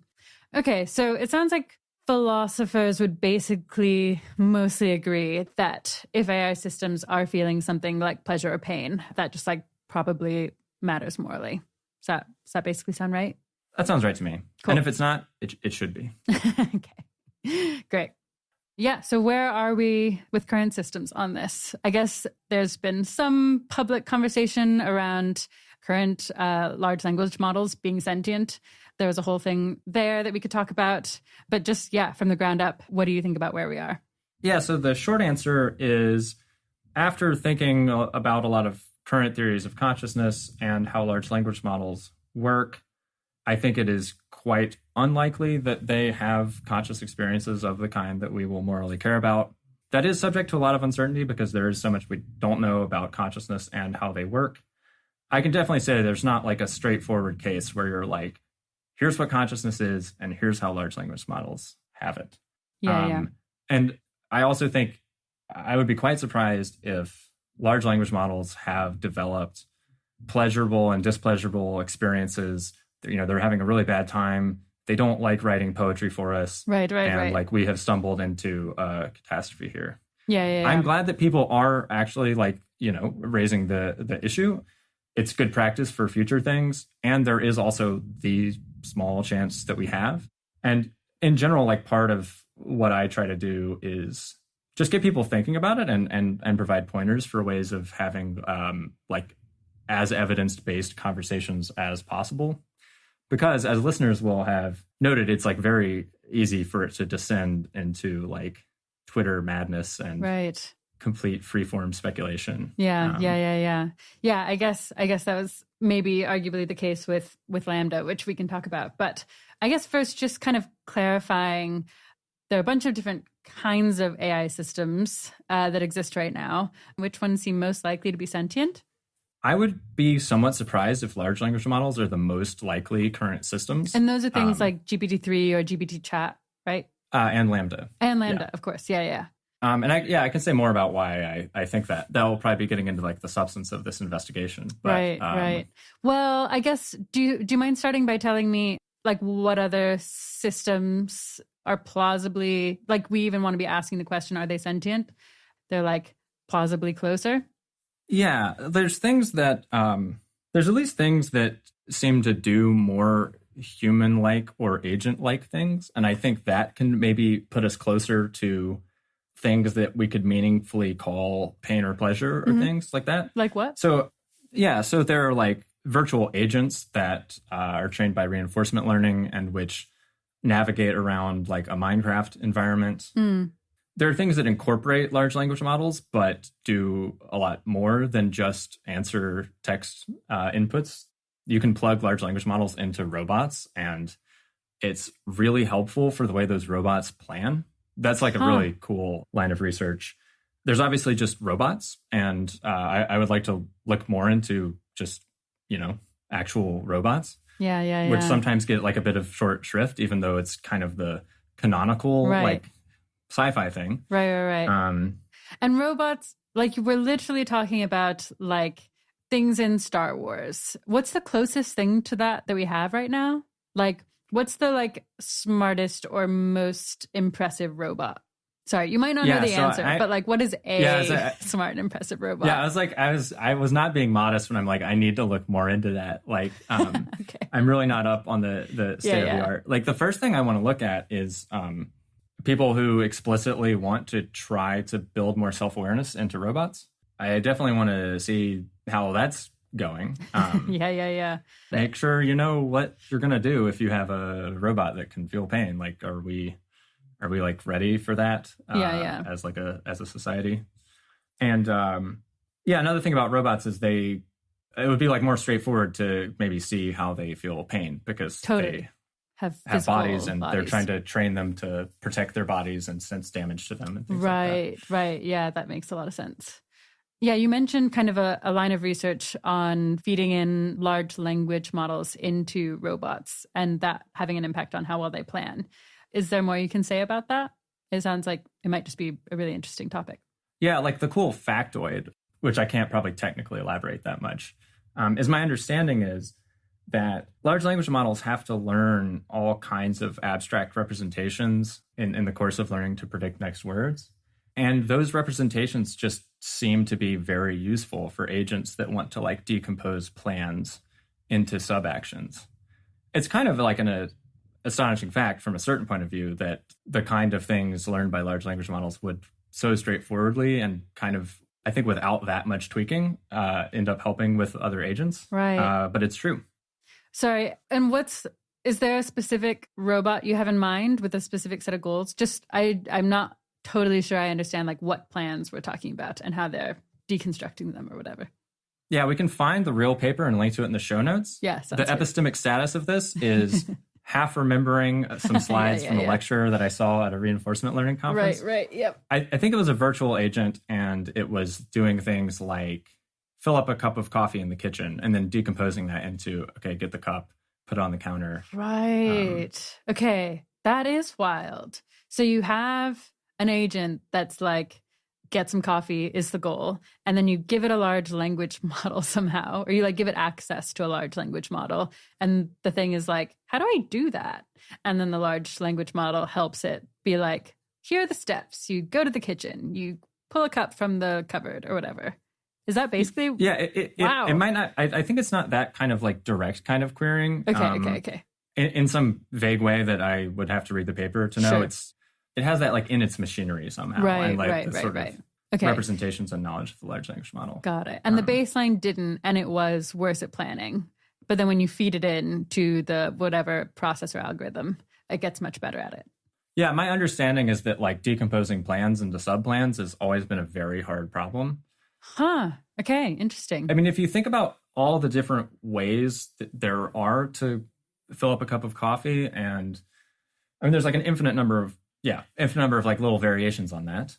And you kind of need to know which ones are relevant. You sort of need to know how to transfer knowledge from one case of getting the coffee to like a slightly different one. Yeah, right. And like, I think one traditional problem people have in reinforcement learning, which is training things by like just giving a score on how well they did it, is it can just be very hard to scale that to like very complex actions. And my understanding is that large language models entering the scene have like really helped with that. Okay. Wild. Okay. How do we get here? So I guess this was like, these are some of the different systems that like you could ask the question of whether they're sentient. And somewhere in there, you'd put large language models, but you'd put some other things kind of at the higher end of probability of sentient. And it's like, you're not totally sure what those are, it sounds like, but maybe robots with large language models feeding in are like a bit higher than large language models alone. Yeah. And so even without having yet examined a like specific system, one quick argument is just whether or not I agree with them. There are a bunch of preconditions for sentience that a lot of people think are plausible. One of them is embodiment, say, or maybe another one is having a rich like model of a sensory world or something like that. And there's just a straightforward argument. Yeah, like pure text, large language models don't have that sort of thing, probably. Yeah. But it's not hard to imagine augmenting them with those things or plugging them into other stuff. And people are already doing that. So if you're worried about some limitations of LLMs, there's definitely other places you can look. And I myself haven't yet looked, but it's like definitely on my list. Cool. Yeah, makes sense. Yeah, I decided to start with pure text LLMs, like, as a base case and as an exercise. Cool. Yeah, what would you look at next? I guess you said robots. Anything else you'd be especially excited to look at? Yeah, and it might not be robots. It might be virtual agents. Yeah, okay. Yeah, that and maybe stuff that's closer to a pure text LLM, but just something that also has like sensory channels. Right. So like getting input in systems. Sorry, what are multimodal systems? Oh yeah, multimodal. Modal just means like kind of input in this context. Oh, I see. So it'd be something that's trained both on text and on images. Got it. Okay. So DALL-E 2, which you've probably seen, making beautiful pictures. Love it. Yeah, like that has to be trained on both images and text, and because it's like translating between them. Right. Okay. I'm not saying that's my next best candidate or whatever, just as an example of multimodal. Right. Jumping in again quickly to flag that, as some of you might have heard, GPT-4 is actually set to be released this week, and it's expected to be multimodal in the way that Rob's talking about here. I haven't gotten a chance to ask Rob if this changes his view significantly on whether GPT is conscious or sentient, but I'm guessing he'll be sharing his take on Twitter at RGBLong, or probably on his Substack, Experience Machines. So I'd encourage curious listeners to check those out. And so what's the reason that you think that like the more kind of types of inputs, or like words and pictures, for example, is more likely to result in something being sentient? Yeah, that's a great question. I don't think it's like a strict condition that you have to be processing more than one thing. Yeah. I have this rough intuition that processing more than one type of thing might make you develop the kind of representations or resources for handling multiple sources of input that might correspond to consciousness. Got it. Another way of putting that is like, if you get closer to something kind of human-ish, that puts you on a little bit firmer ground, even if it's not strictly necessary. Yeah. And that makes one sense. fact about us is we have to handle all sorts of different input streams and decide which ones to pay attention to and form representations that incorporate all of them. Totally. And things like that. Yeah. I'm realizing I feel like I half understand what you mean when you say form representations, but like, do you basically mean, I don't know, like what DALL-E's doing when it gets like trained on a bunch of pictures of dogs, it like, is it forming a representation of a dog? And like, we're also doing things like that as humans. Like we've got some representation of what a dog is. I'm going to cheat and not answer the full question of what a representation is. Okay. I will stick to like the multimodal element. Okay. Whatever it is to represent a dog, our representations seem to contain information about what they look like and what they sound like and how people talk about them and how they're defined and all sorts of things. Got it. Is it kind of like our concept of a dog? Yeah, we can use that word here too. And yeah, there's really interesting work from Chris Olah, who has been on the show, and whose name usually comes up if you have some fascinating interpretability thing to talk about. Where, yeah, I think he looked for neurons that seem to represent or encode or whatever certain concepts in multimodal systems and somehow like be emerging in this like cross-modal or multimodal way. Cool. Okay, yeah, that makes sense. Yeah, okay. So I guess, yeah, it sounds like there's like a range of types of AI systems, and there are some different reasons to think maybe there's a bit more evidence for some being sentient or conscious. I guess I've heard you give the example of like the fact that humans have multiple kind of like, I don't even know, what are we calling it? Like we process words, we process images, I guess we process sounds. I'm kind of calling it inputs in my head, but I don't know if that's fair. Okay. Yeah, sure. Cool. So we've got lots of inputs, maybe a thing that has lots of inputs, maybe an AI system that has lots of inputs. It's a bit more like a human, and that's like maybe a bit more evidence that it might be sentient or conscious. What other types of evidence can we have about whether an AI system is conscious? Yeah. So the perspective I've been taking is let's try to think about the kind of internal processing it's using, or the kind of computations or representations it's manipulating as it does a task, and see if we can find analogs to things that we have reason to think are associated with consciousness in humans. Mm-hmm. So the dream would be, we studied humans enough and we kind of identified what the mechanism is and specified it in computational terms. And maybe that's a very complicated thing. Right. Maybe it's somewhat simple. And then we use interpretability tools to say, there is that structure in this AI system. Yeah. I think that scenario is unlikely because we have the great interpretability, we have the detailed thing of consciousness, and we have the exact match, which I think is unlikely unless you're doing a whole brain emulation. Yeah, I see. So the idea is like we figure out that what sentience is like this formula. It's like you could put the formula in an Excel sheet and then the Excel sheet would feel sentience. It's like when you get a pinprick, you feel this kind of pain or something. And we like know exactly the formula for that kind of pain. And then we find it in an AI system. It like has the exact same, like if given this input, do this process and then feel this thing. And that thing is pinprick pain. And then if we saw that exact match, we'd be like, cool, that's doing the same thing. It must be experiencing the same thing. Obviously, it's like infinitely more complicated, but it's like, that's roughly the thing. Yeah, just with one clarification, which I think is in what you said. It's not just that there's the same input to output mapping. It's that the algorithm or process that it's using to process it looks in the relevant sense to be the same. The same process. And that's actually key. Yeah, in my view. Yeah. Otherwise, it could just be like a like a lookup table. Exactly. Did you almost say VLOOKUP because you have the Excel in mind? I do think about a lot of this stuff I'm like imagining Excel a bunch as we're talking. Nice. Okay. And that process might be something like, is there any way to simplify it for me? Just to get a bit better of an intuitive understanding of what kind of process we could find? Yeah. So this is a great question because like part of what I'm trying to do more myself and get more people to do is actually think about processes that are identified in neuroscience and actually think about what those are. So we could do that. Great. If you would like. I would love to do that. And like warning, the theories of consciousness are going to be sketchy and unsatisfying intrinsically, and also my understanding of them. And maybe kind of hard to explain verbally, but we'll link to papers explaining them. Cool. So like global workspace theory is a pretty popular neuroscientific theory of what's going on when humans are conscious of some things rather than others.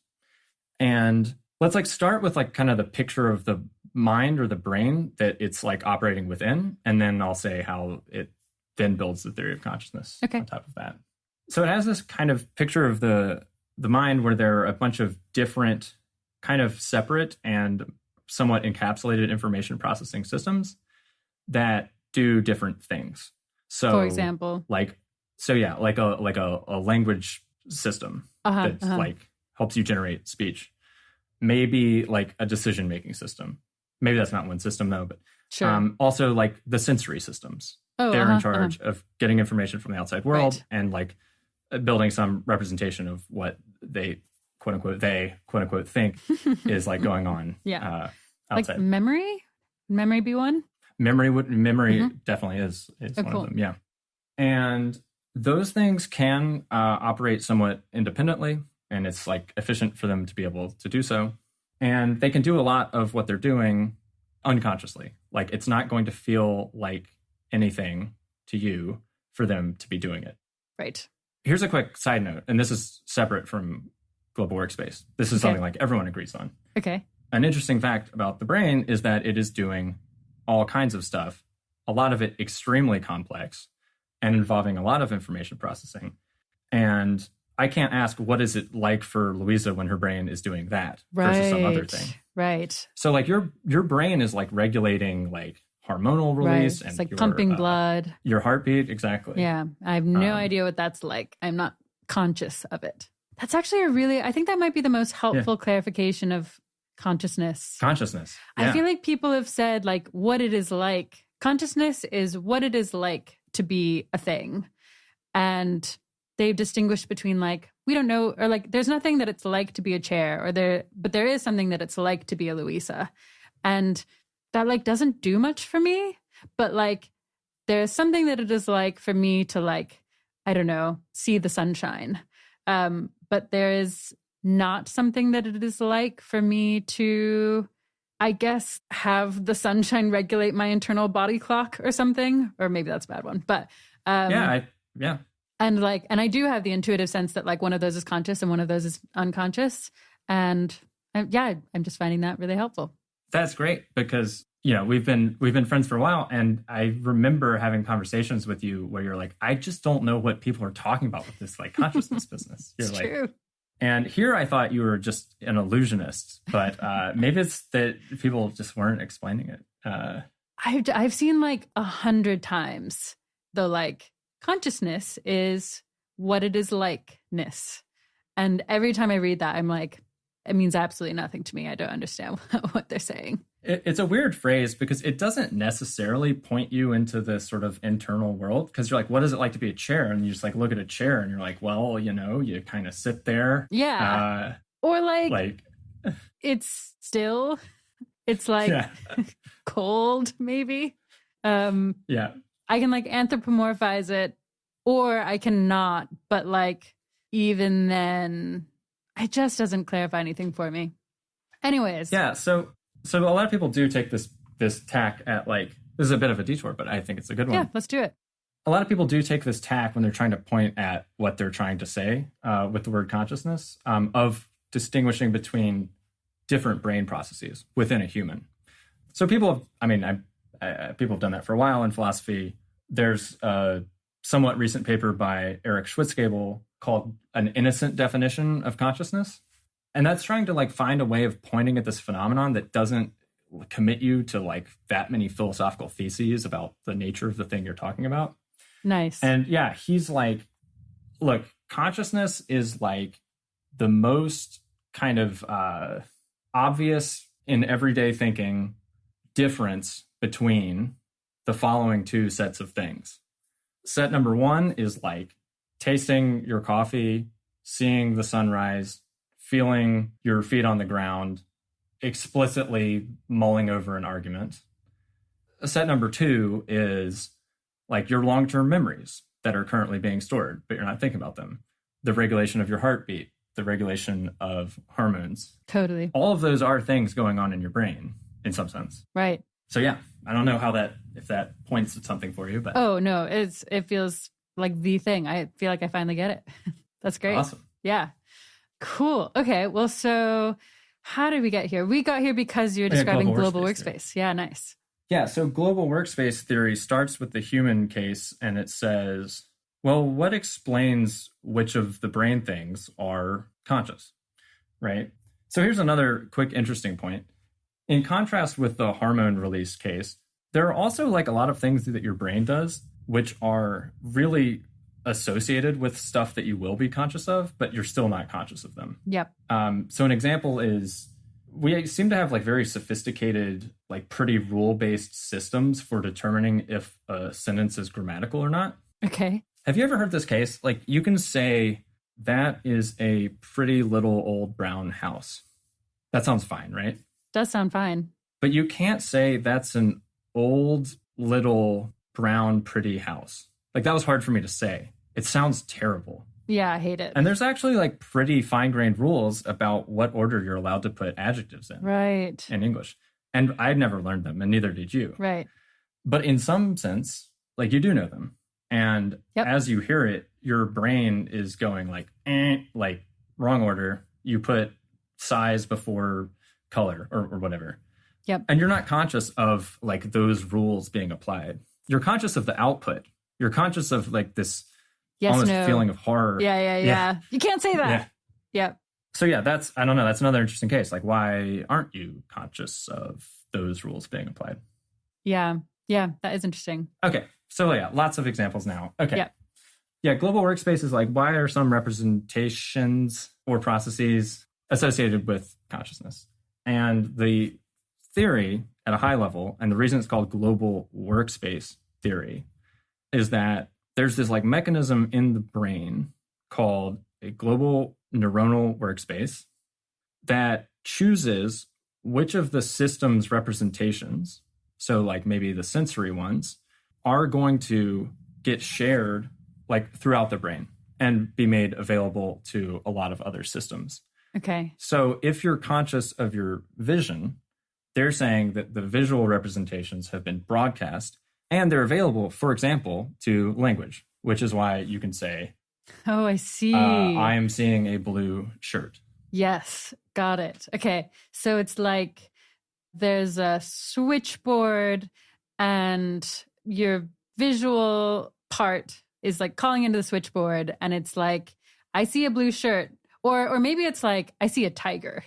And then the switchboard operator is like, that is important. We should tell legs. And then they call up legs. Yeah. And they're like, you should really know there's a tiger and run. Yeah, exactly. Or they call up the part of your brain in charge of making plans for your legs. Fair enough. Fair enough.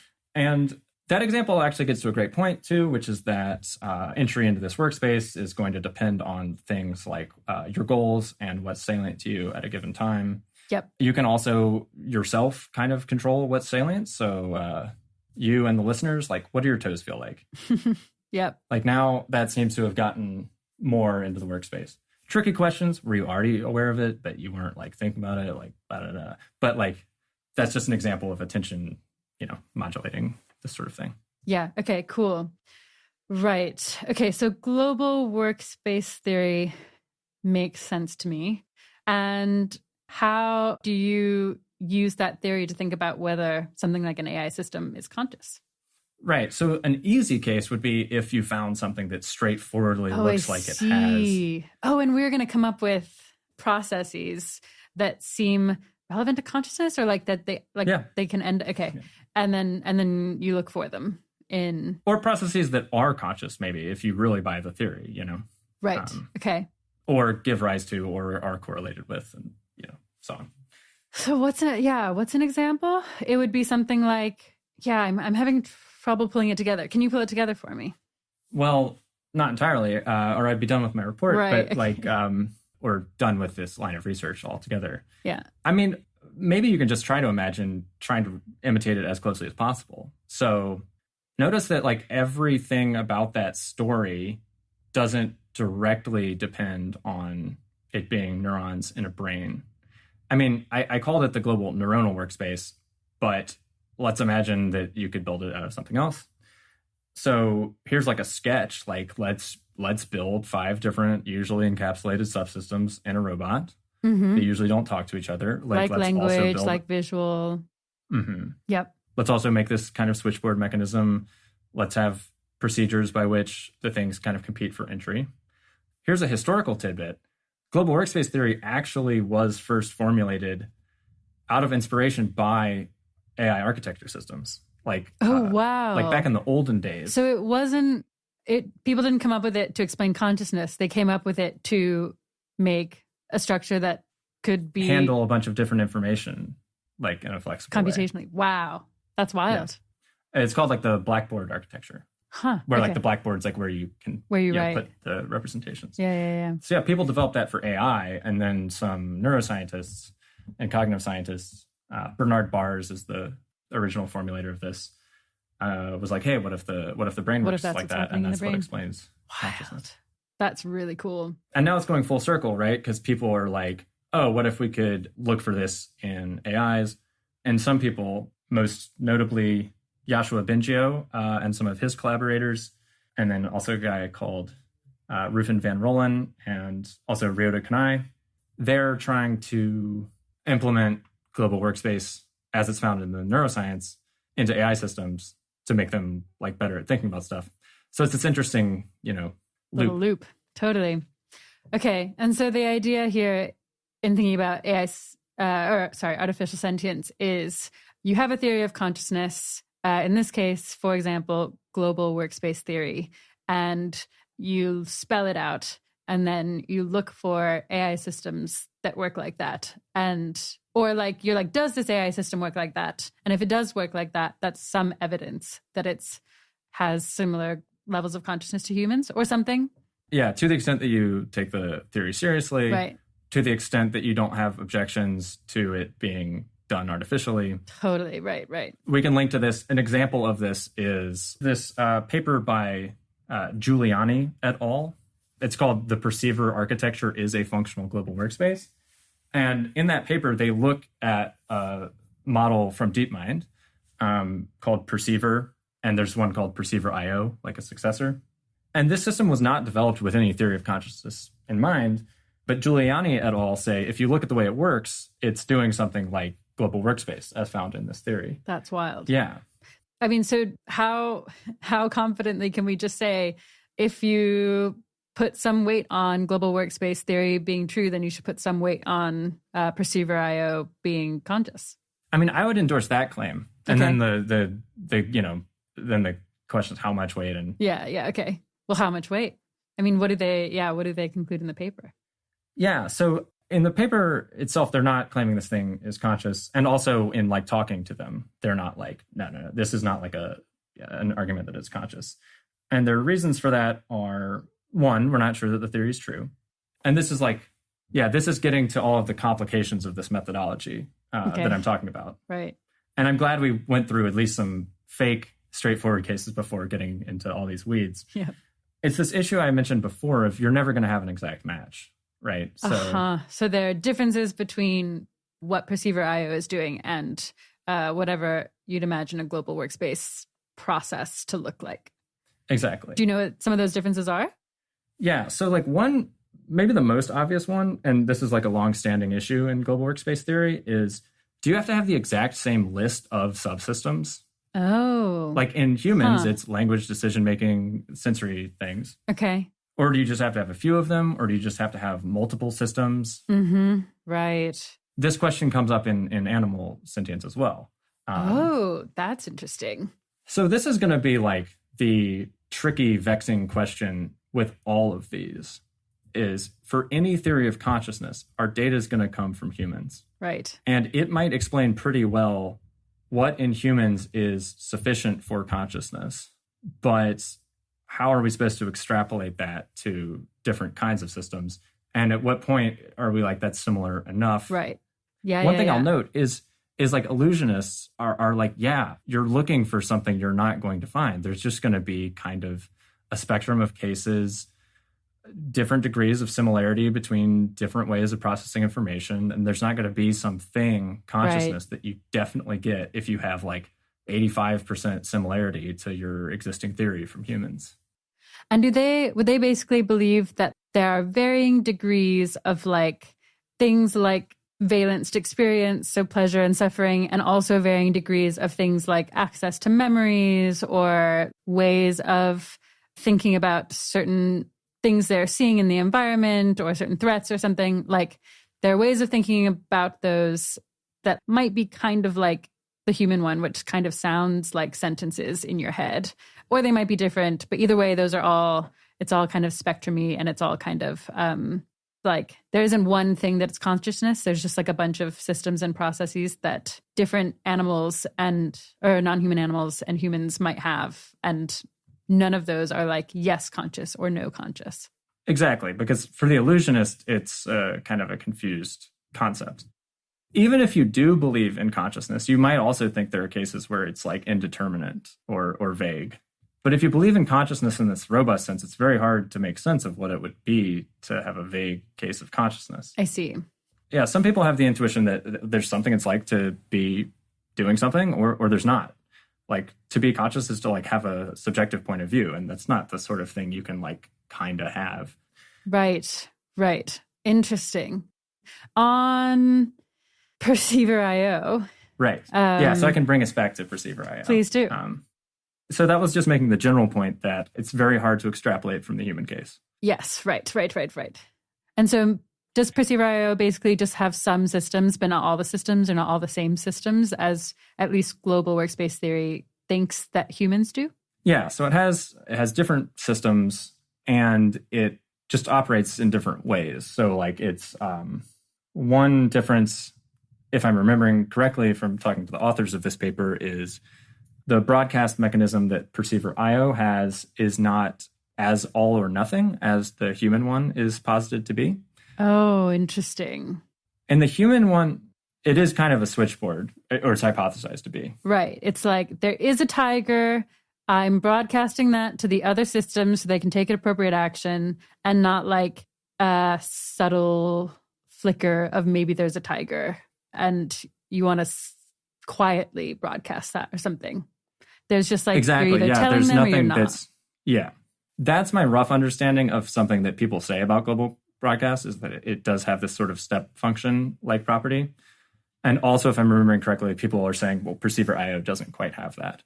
Okay. And then by step function, you mean in contrast to something more continuous that kind of increases gradually, or like you can have it in degrees, where a step function is either like a little or a lot, or like yes or no. And yeah, I guess Perceiver.io doesn't quite have that because it has a gradient, or what's going on?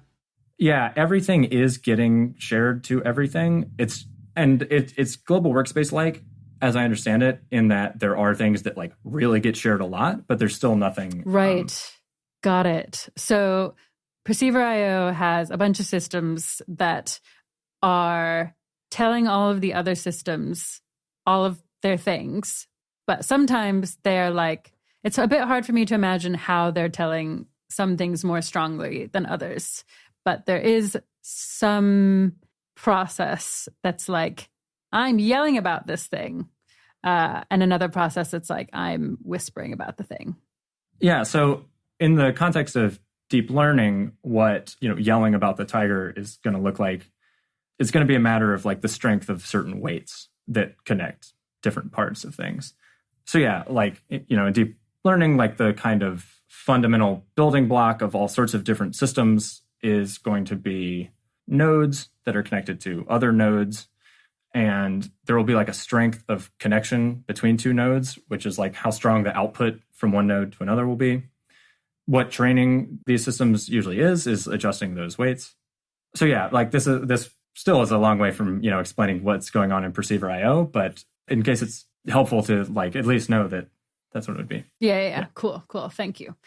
Cool. Yeah, I feel like I just do now basically understand at least the kind of thing you'd be doing if you're looking for consciousness in an AI system. It's like, what do we think consciousness is? We have at least one theory that we've talked about.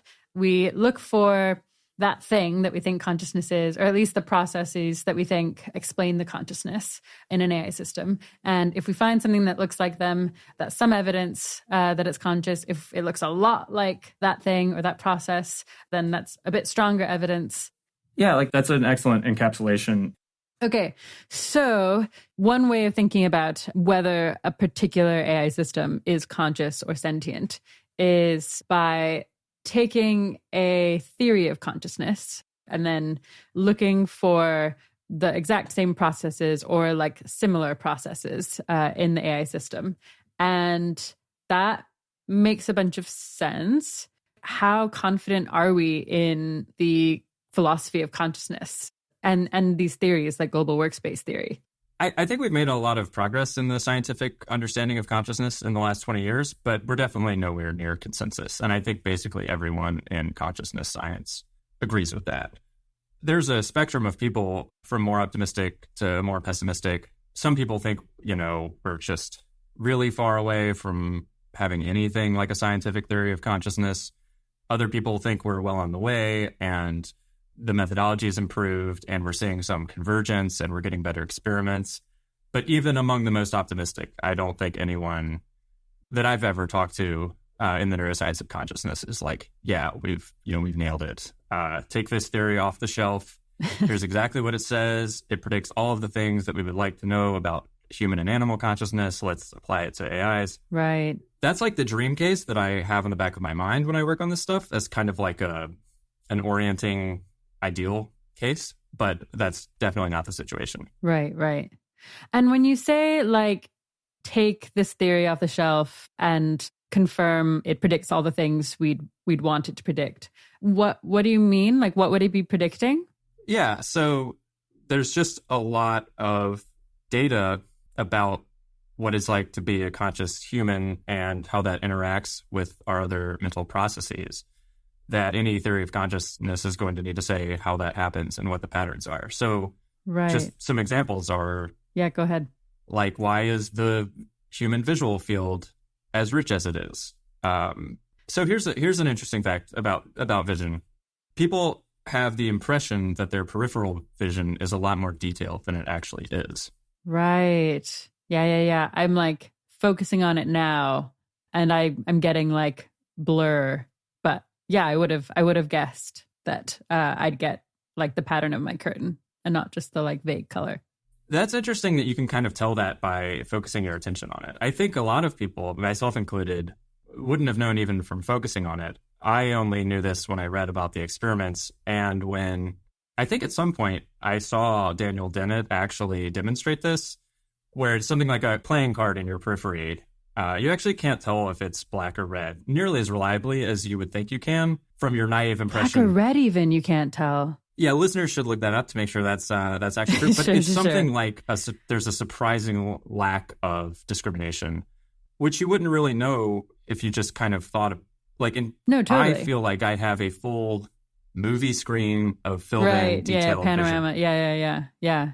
I mean, maybe it's just because I know my curtains really well. So my curtain is to my left, and like I know exactly what the pattern should look like. Without looking at it, I'm just getting roughly green, even though it has a bunch of blue designs on it. So that's kind of wild. Right. Your brain has a model and is kind of filling it in and saying, yeah, like I've got the general idea. Right. It's roughly green. We don't need to fill that in anymore. If we need to know it's there, we'll look at it directly. And I should flag, as with all these issues, there's all sorts of philosophical debates about like what's really going on in the periphery of vision. I'm sure people would dispute the way I described it. But there's something, there's like obviously some sort of phenomenon there that would want to be explained. Right.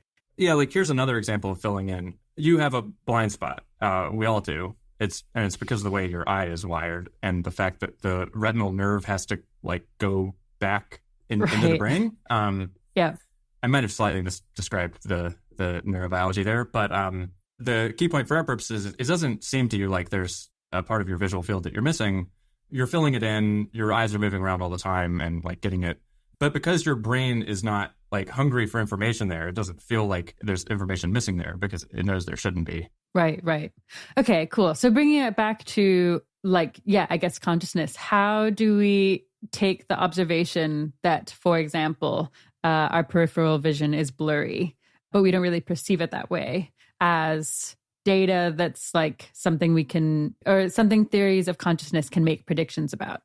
Yeah, so like your theory of consciousness should ideally spell out in detail what sort of conscious creature would have a conscious experience that is like this, where they have a sense of more detail that in fact exists.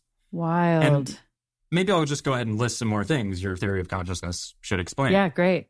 And a lot of this is going to be so everyday that you might forget that it needs to be explained. But like, right. What makes people fall asleep and why are you not conscious in dreamless sleep? How do dreams work? Those are a certain kind of conscious experience. these patterns we can find in a laboratory of like how quickly you can flash stuff to make it get kind of registered but not be conscious. Like what sort of architecture would predict that? Okay, yeah. And that's like if you flicker lights really fast in front of people, at some point they don't register them because they're too fast? Yeah, there are like various interesting methods of flashing things in certain ways or presenting them in certain ways such that we can tell that the visual information has, in some sense, gotten into the brain for processing, but you interrupt some of the processing that seems to be required for people to be able to remember it or talk about it, and arguably interrupts the processing that allows them to be conscious of it. And you can imagine, right, that some theories of what the mechanisms for consciousness are would be able to explain that in terms of, okay, well, I identified that this process is key for consciousness, and we have reason to believe that that process is what's being interfered with in this case. Right. Is there a way we can make that more concrete with an example? Like, is there some example that neuroscience has found where like we know that a human has like taken in something in their visual field, but they're not conscious of it? Well, the example of blind sight is a particularly interesting one. What is blind sight? Yeah, so blind sight is this phenomenon, and as you can tell from the name, it's like a weird mixture of sightedness and blindness. And the way that mixture goes is this occurs in people who have had some kind of brain lesion or some kind of damage. There could be people who, if you put a bunch of obstacles in a hallway, they will walk down the hallway and be able to dodge those obstacles. But they actually will claim that they are not visually aware of any obstacles. That's crazy. That's insane. And because our brain likes to make sense of things, they'll also just be like, well, yeah, what are you talking about? It's just like a hallway. I just walked down it. So we know that they must have registered it or they would have bumped into things. But we also know that they don't have at least the normal kind of consciousness that allows me and you to talk about what it is that we're saying and remember what it is that we have recently seen. And sorry, what is explaining this? Like, maybe we don't know exactly what's happening in consciousness, but like, do these people have like some neurological condition that causes them to not know that there are obstacles in a hallway they're walking through? Yeah, this is usually like some kind of not normal functioning caused by a brain lesion or something like that. And so, wow. I mean, this is going to be... their experience is basically they experience feeling blind. Or partially blind or something? Yeah, it's usually in some part of their visual field, I think. I see. Okay, yeah. Okay, sure. Not 100% sure on the details, but it's something like that. That's insane. That's really, really wild. There are also conditions where, yeah, like one half of your visual field will be like this. And very often... Is this like with split brain cases? That's like a related kind of case. Okay. What's the deal with split brain? Is it the kind of thing that maybe consciousness theories would want to make predictions about? Oh, absolutely. And I think that split brain was like one of the kind of interesting variations of conscious experience that like helped people develop different theories of consciousness. Oh, really? Okay. Yeah. Cool. Do you mind going into that a bit then? Yeah, I was really into this like when I was first getting into philosophy of mind, and really? I like, yeah, there's like a philosophical subliterature of like, what should we think about split brain patients? And are there actually two experiencing subjects? Is there one experiencing subject that like switches? Thomas Nagel has an interesting argument that there's no determinate number of experiencing subjects.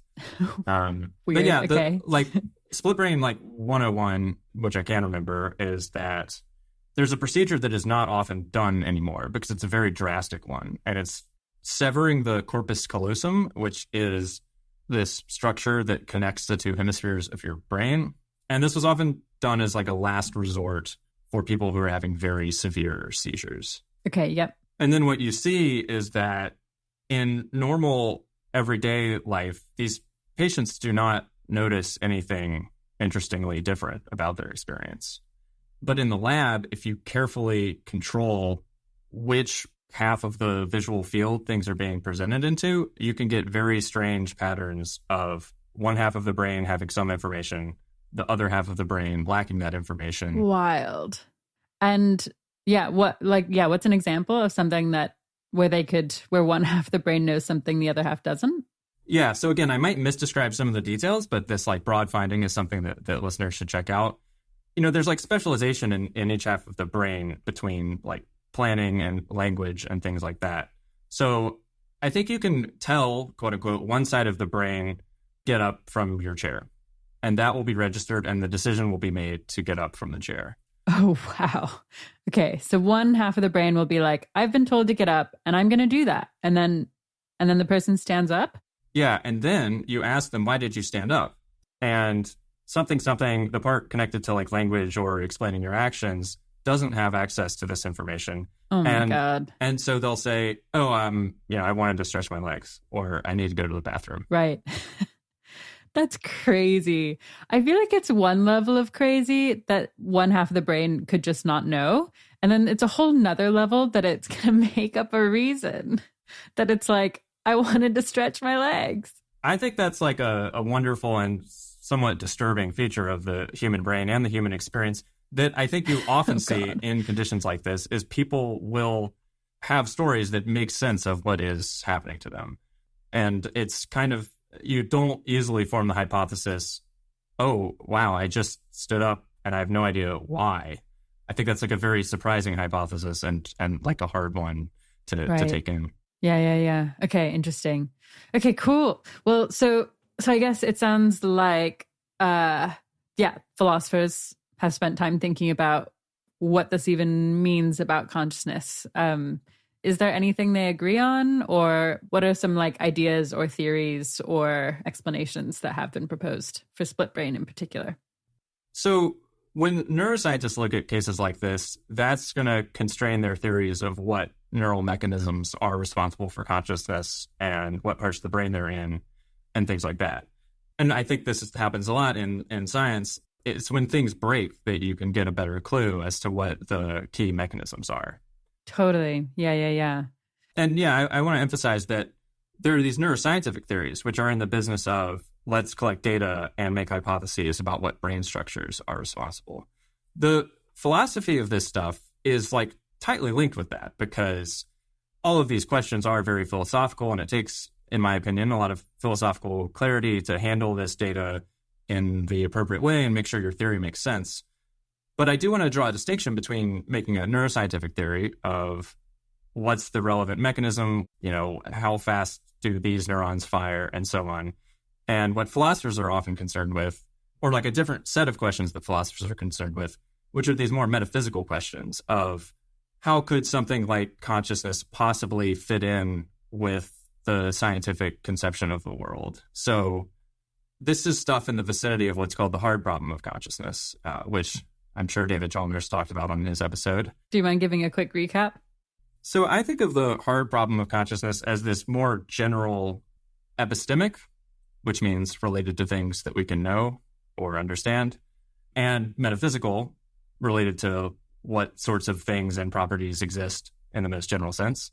I think of it as this more general epistemic and metaphysical question of how could the properties that consciousness seems to have, of having these subjective qualities, of having the felt redness of your red experience and things like that, how could those sorts of things be explained by or be identical to the other kinds of properties that we're more familiar with in physics and the sciences?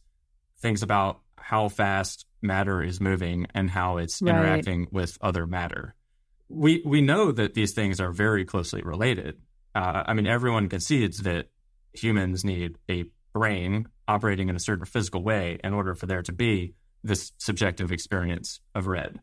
But it seemed to many people throughout the history of philosophy, Descartes being a key example, and David Chalmers being a more recent key example, that it's very hard to construct a worldview where these things mesh together very well.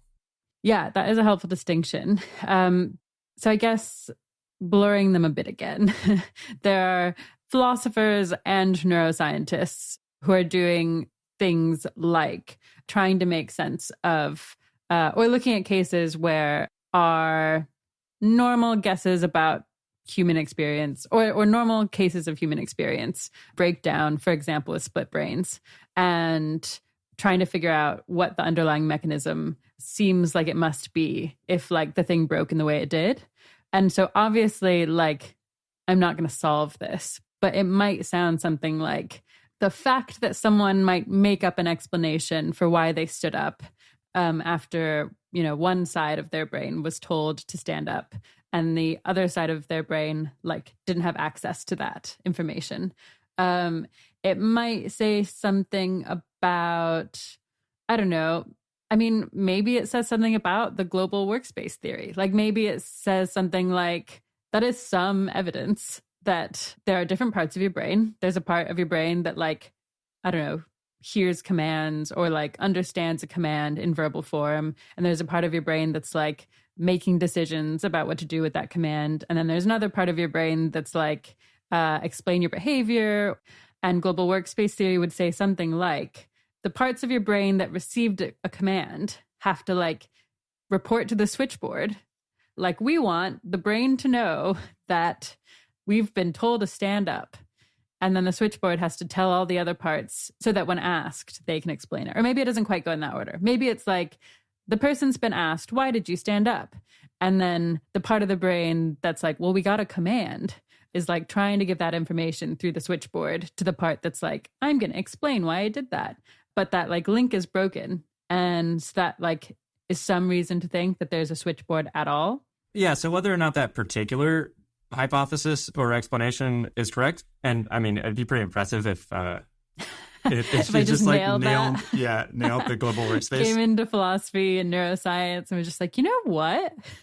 I think I get it. Global workspace theory sounds totally right to me. I think we're done here. Yeah. So what? Yeah, exactly. So whether or not that like particular explanation is right, I do think you are right on that.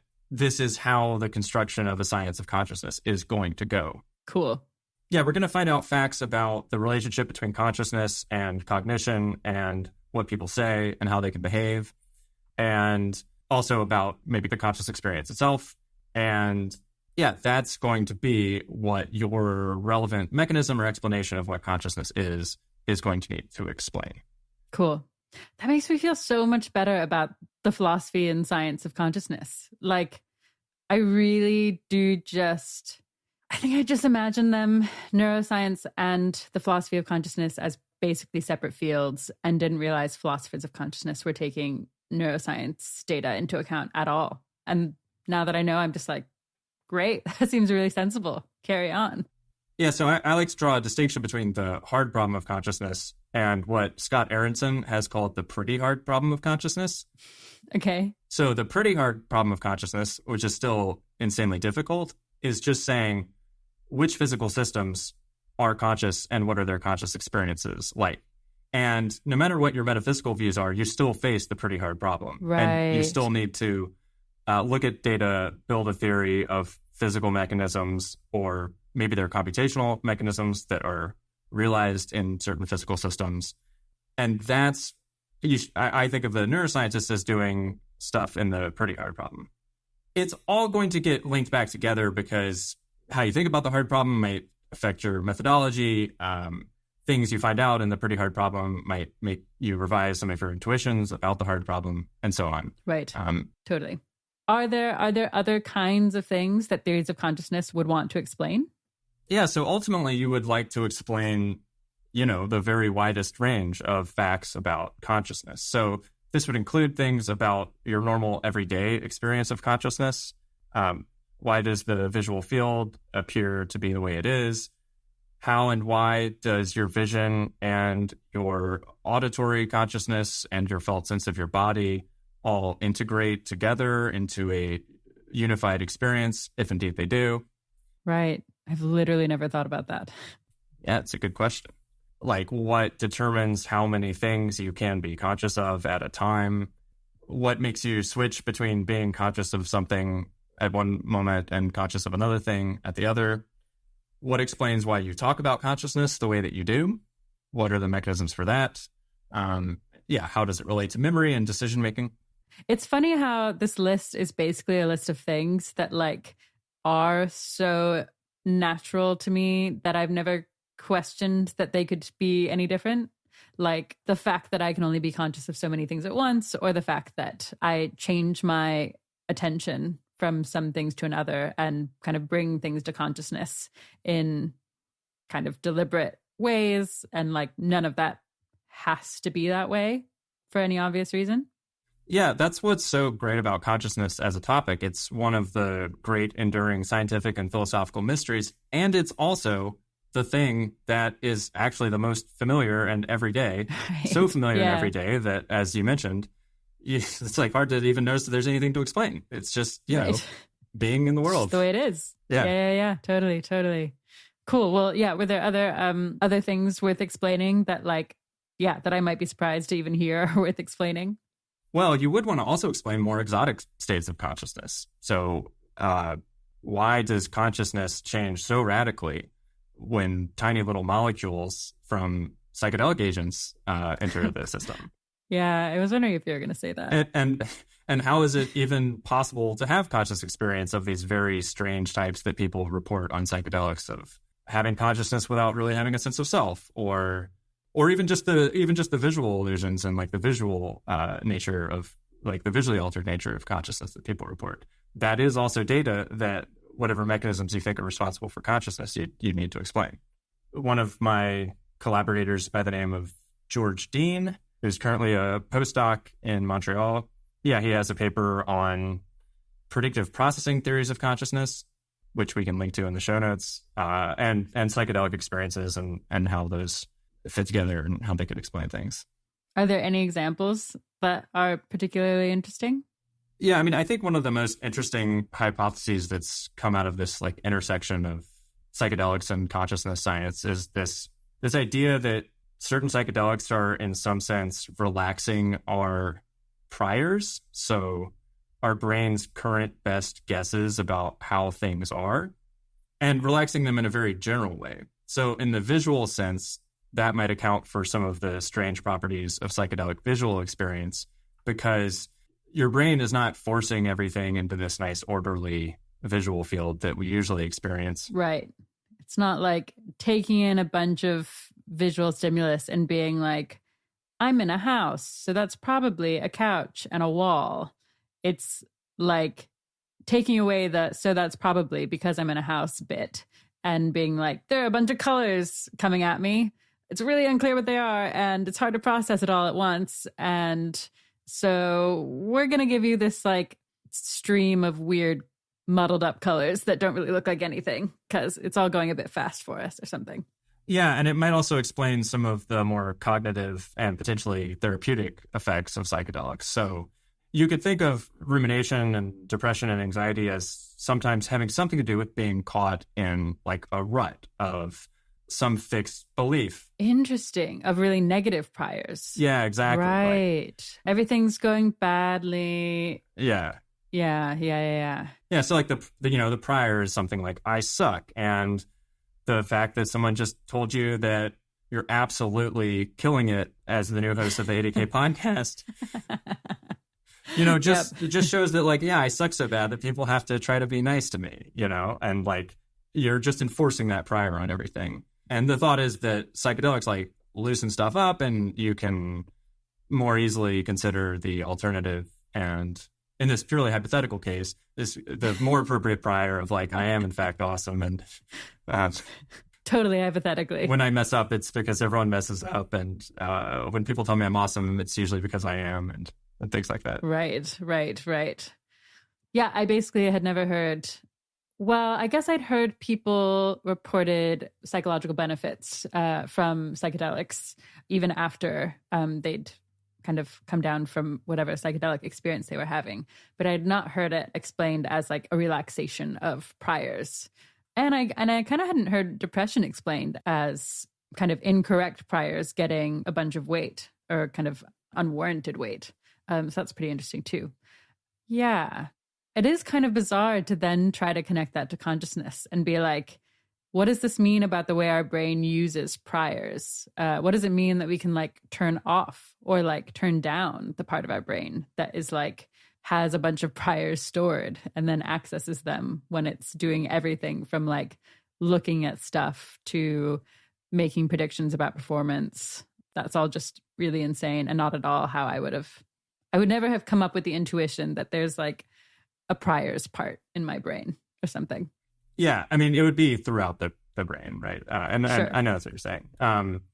Yeah, I mean, these sorts of ideas about cognition, and which can also be used to think about consciousness, that the brain is constantly making predictions. I mean, that predates the sort of more recent interest in like scientific study of psychedelics, but has been, people have applied that framework to psychedelics to make some pretty interesting hypotheses. Cool. Yeah, so that's just to say there's a lot of things you would ideally like to explain about consciousness, and depending on how demanding you want to be, like until your theory very precisely says and predicts how and why human consciousness would work like that, you don't yet have a full theory. And basically everyone agrees that is currently the case. The theories are still very imprecise. They still point at some neural mechanisms that aren't fully understood. I mean, one thing that I think happens in the neuroscience of consciousness is a certain theory has really focused on explaining one particular thing. So like global workspace seems especially good at kind of explaining what things you're conscious of at a given time and why some things don't get taken up into consciousness. Yeah. That makes sense. But you still need to explain things like why the subjective character of your consciousness is the way that it is. Right. Or why you're so surprised that you're conscious and why it doesn't seem to follow from things we know about our physical brains and stuff. Yeah. Exactly.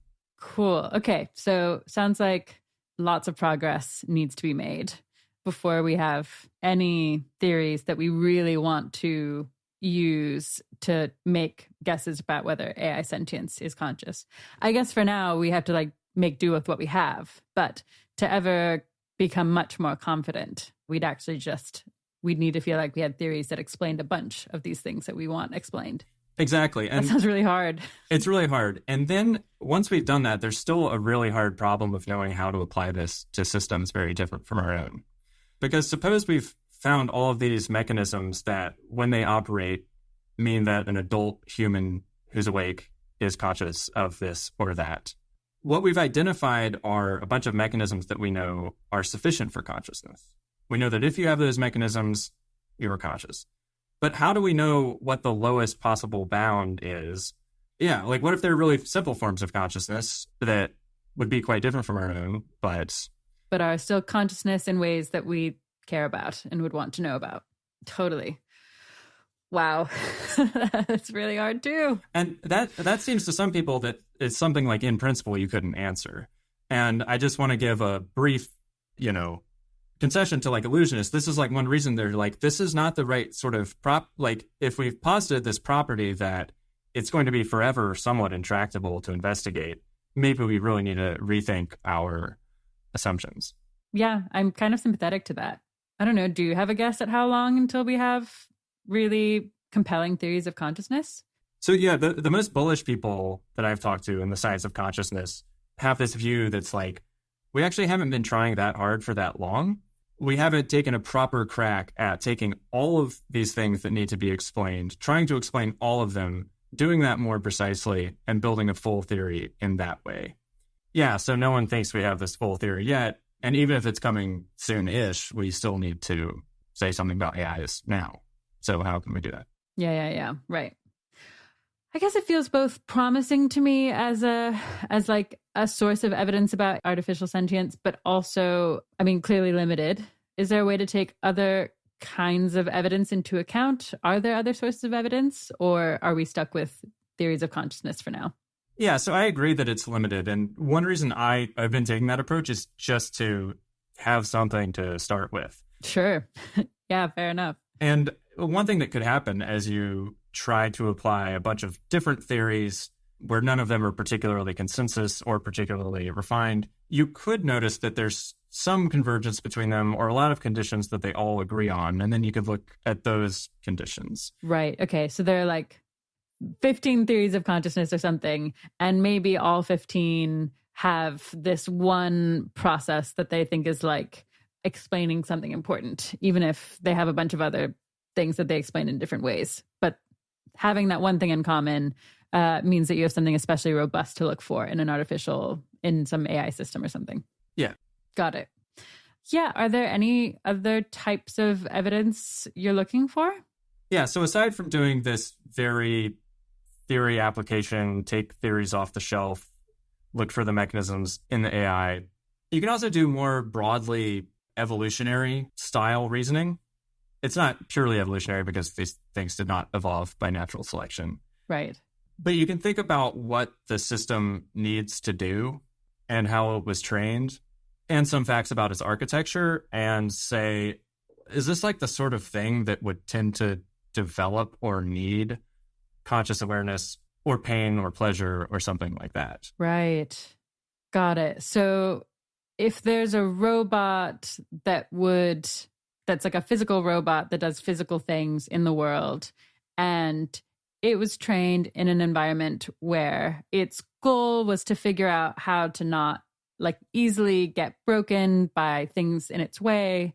And through its training, it picked up the ability to feel pain because that was a useful way to avoid obstacles and get hurt or like be damaged or something.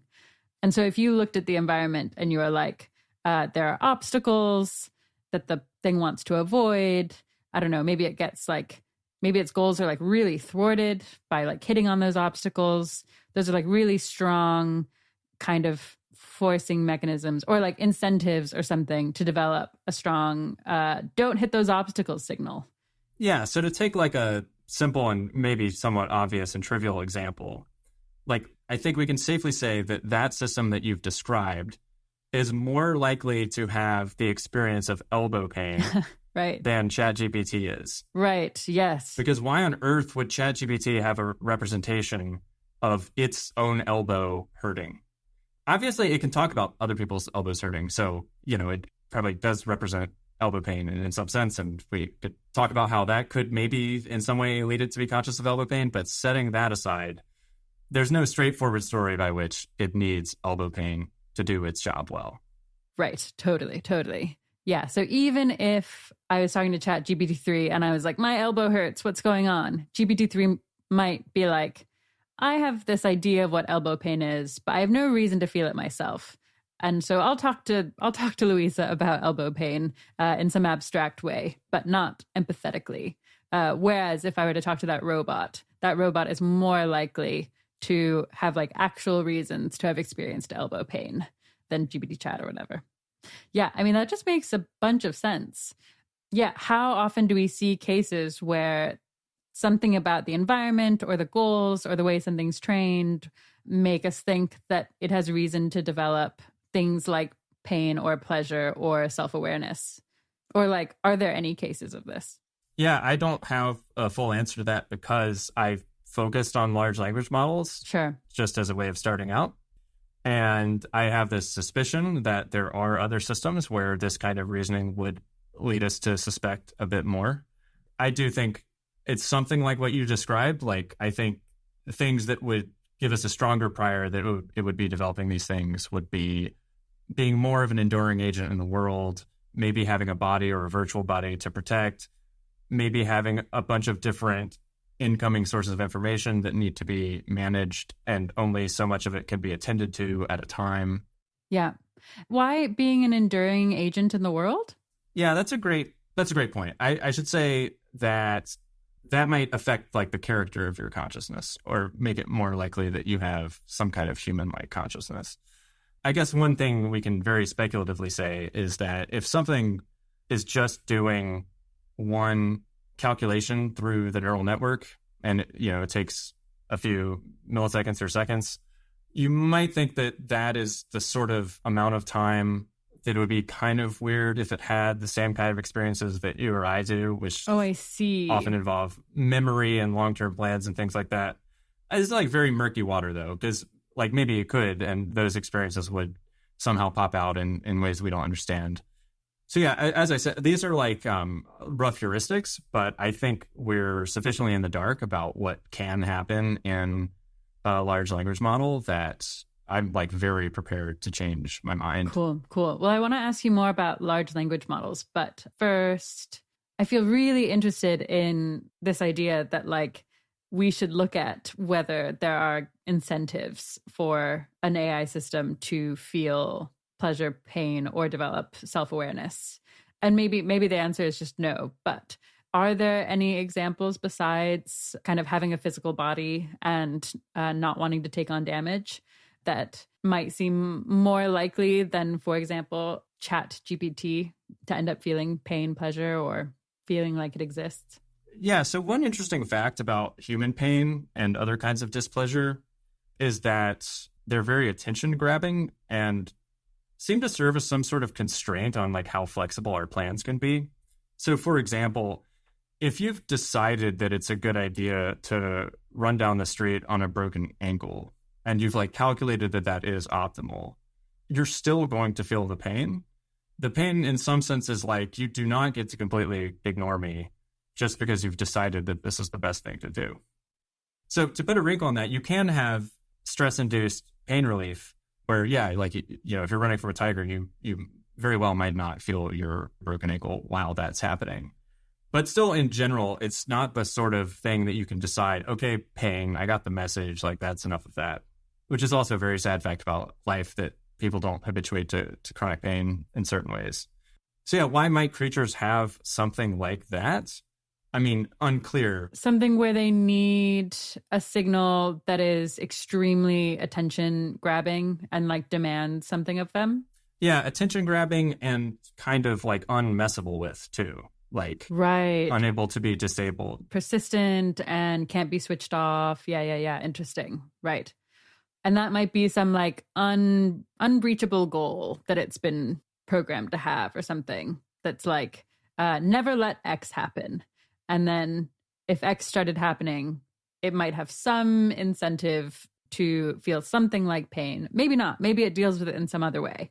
But maybe it'd have an incentive to deal with it by having something like pain to be like, X is happening. You really need to stop X from happening. Right. So I think the big question, which I don't have a satisfactory answer to, but I think is maybe onto something is, yeah, what sort of systems will have the incentive to have the more pain-like thing, as opposed to what you described as find some other way of dealing with it. So there's one thing I think we've learned from AI is there's just many different ways to solve a problem. And so, yeah, here's a very big question that's like in the background, I think, of all of this. If you're training AIs to solve complicated problems, how much of the solution space goes through consciousness and pain and things like that? Or is the solution space such that you just end up building intelligent systems? They work on very different principles than the ones that we do. There's very little overlap between those mechanisms and the ones associated with consciousness or pain. And so you just tend to get non-conscious, non-pain feeling things that can still competently, navigate around, like protect their bodies, talk to you about this and that. Right. Make sure that they don't do X, which has been programmed as unacceptable or something. Cool.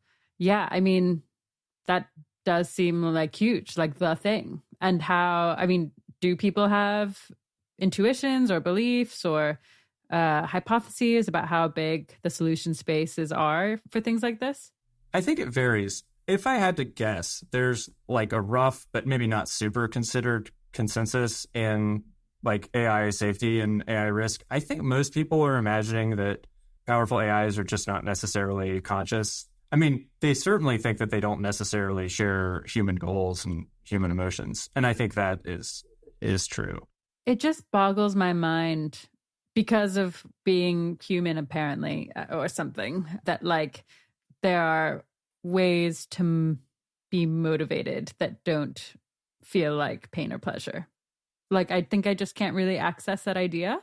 Like, I'm even sympathetic to the idea that like toys feel pain and pleasure, or like computer programs that like are trying to win games feel pain and pleasure because they're they're winning or losing. I guess I don't literally feel pain when I'm losing a game. And so maybe that is reflective of some other types of motivations. But even those motivations feel like pretty related to pain and pleasure. Yeah, so sensory pain and pleasure are, I think, quite obviously not the only motivators of humans, right? You also just care about your friends and care about doing a good job. We could tell a story where how that all grounds out is that you're trying to avoid the unpleasant experience of not having rich friendships or achievements or things like that. Right. Or trying to have the pleasant experience of having rich friendships. Yeah. So in philosophy, that view is called psychological hedonism. And that's the view. Okay. Well, apparently I'm a psychological hedonist. Or you think you are. Yeah, that's the... I think I am. Yeah. I mean, what else could you be? I mean, not in a what else could you be? In a genuine, what other beliefs do people have about this? It seems to many people that people don't just care about pleasure. So, for example, a lot of people say that they would not get into the experience machine. The experience machine is this thought experiment by Nozick, which is this machine that you could get into that would give you a rich and satisfying virtual life. But in the experiment, you're deluded and you're not, in his description, living a real life. And so a lot of people, if the thought experiment is set up correctly and people are thinking clearly about it, that would allegedly show that many people care about something besides their experiences. They care about a connection to reality or something like that, or real achievements or something like that. Yeah, I guess I understand that there are other motivations, like having preferences satisfied, or like having some value that is like being connected to reality and then having that value met, or like being in that reality. But there are some cases where an AI system will only be able to achieve its goals with solutions that look like having pain mechanisms, or having pleasure, or having a sense of self. And if we can figure out which cases those are, those would be instances where we should have more we should put more weight on that system being conscious or sentient. So being able to feel pleasure or pain. Does that basically sum it up? Yeah. And I think what is probably doing the work here is that we'll have a prior that something that is more human-like is more likely to be conscious. Interesting. Not because we think we're the end-all be-all of consciousness, but like just because that's, the case we know the most about, and are extrapolating the least. If we knew for sure that shrimp were conscious, then we'd also look for systems that looked exactly like shrimp. Yeah, which I feel like that could be a fun project. Yeah, so I think in general, I'm still very confused about what sorts of positive or negative reinforcement or things that broadly look like pain are going to be, and pleasure are going to be the ones that we actually care about. I'm pretty confident that just training something by giving it a +1 if it does something and a -1 if it doesn't is not going to be the right sort of thing to be pleasure and pain that we care about. There's just going to be more to the story, and I think it's going to be a much more complex phenomenon. And when I started working on this, I thought that the consciousness stuff, like theories of consciousness in general, would be a lot harder than the stuff about pleasure and pain, because pleasure and pain and desires and things like that at least have a little clearer, what you might call a functional profile, which is to say... What does that mean? Yeah, a clearer connection to behavior and cognition. Okay. Oh, I see. Like the... Pain's about avoiding things. The functions they serve in our... Yeah. Got it. Yeah. Okay. And so because of that, it might be easier to notice that other AI systems need things that perform the same functions. And maybe those things you can look at and be like, does this look kind of like the way humans, the process for humans experiencing pain end up feeling pain? Exactly. But it sounds like that wasn't the case? Yeah, it wasn't the case for me. Okay. And it's hard to know how much of this is the particular research direction I went down on or my own personal confusion. I mean, I'm sure that's some of it. And how much of it is that I was overestimating how much we collectively know about pain and pleasure. Right, I see. Do we not know that much about pain and pleasure? I mean, I think anything concerning the mental or neuroscience, it's kind of shocking how little we know. I think we barely know why we sleep, if at all. Yeah, that is an insane one. And are there questions about pain and pleasure that we still have that I might not realize we still have? I think if you just asked me, what do we know about pain and pleasure? I'd be like, we probably know most of the things there are to know about it.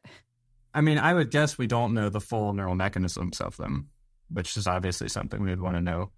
We certainly don't know with any confidence which animals feel pain and how intense that pain might be. I would definitely point readers to Rethink Priorities work on moral weights, which includes a lot of interesting work on, like how bad is chicken pain compared to human pain. And I've also, like, in reading that, like Jason Shoecraft has a post on the intensity of valence, and includes a paragraph that, or a quote from a neuroscientist that basically fits with what I've seen, which is like, we just don't have reliable mechanisms that we can look for across different creatures. This also relates to the AI thing. It's also the case that different animals act very differently depending on whether they're in pain. So like pain displays are different across certain animals. Okay. Do you have any examples? I don't know what the example behaviors are, but something that's cited in this post is that different breeds of dogs have different reactions to stress, fear, and pain. Whoa, wild. And if that's the case, then... right, all bets are off. Is it something like if something seemed to be playing dead, we might not think it was afraid because maybe most of our intuition suggests that when you're afraid, you run. But actually, for a couple of things, you play dead and stay put. And so something staying put is not as good of evidence about being afraid or not as we might intuitively think. Yeah, exactly. In general, a lot of animals are just going to take different actions depending on, say, being afraid. I'm now remembering another example from that post, which is that, I think some mammals pee when they're stressed out, but some mammals pee when they're feeling like dominant and want to mark something. So, right. Totally. Okay. And this is like a general thing a general thought I have when working on AI sentience is you notice the lack of certainty we have in the animal case, and you just multiply that times 100. But I think it's for similar reasons. Like the reasons it's hard with animals is that they're built in a different way. They have different needs and different environments. They have different ways of solving the problems that they face in their lives. And so it's very hard to just read off from behavior what it's like to be them. Right. Fascinating. This is actually helping me understand why a reward or like a +1 -1 in an AI system doesn't necessarily translate to reward or punishment.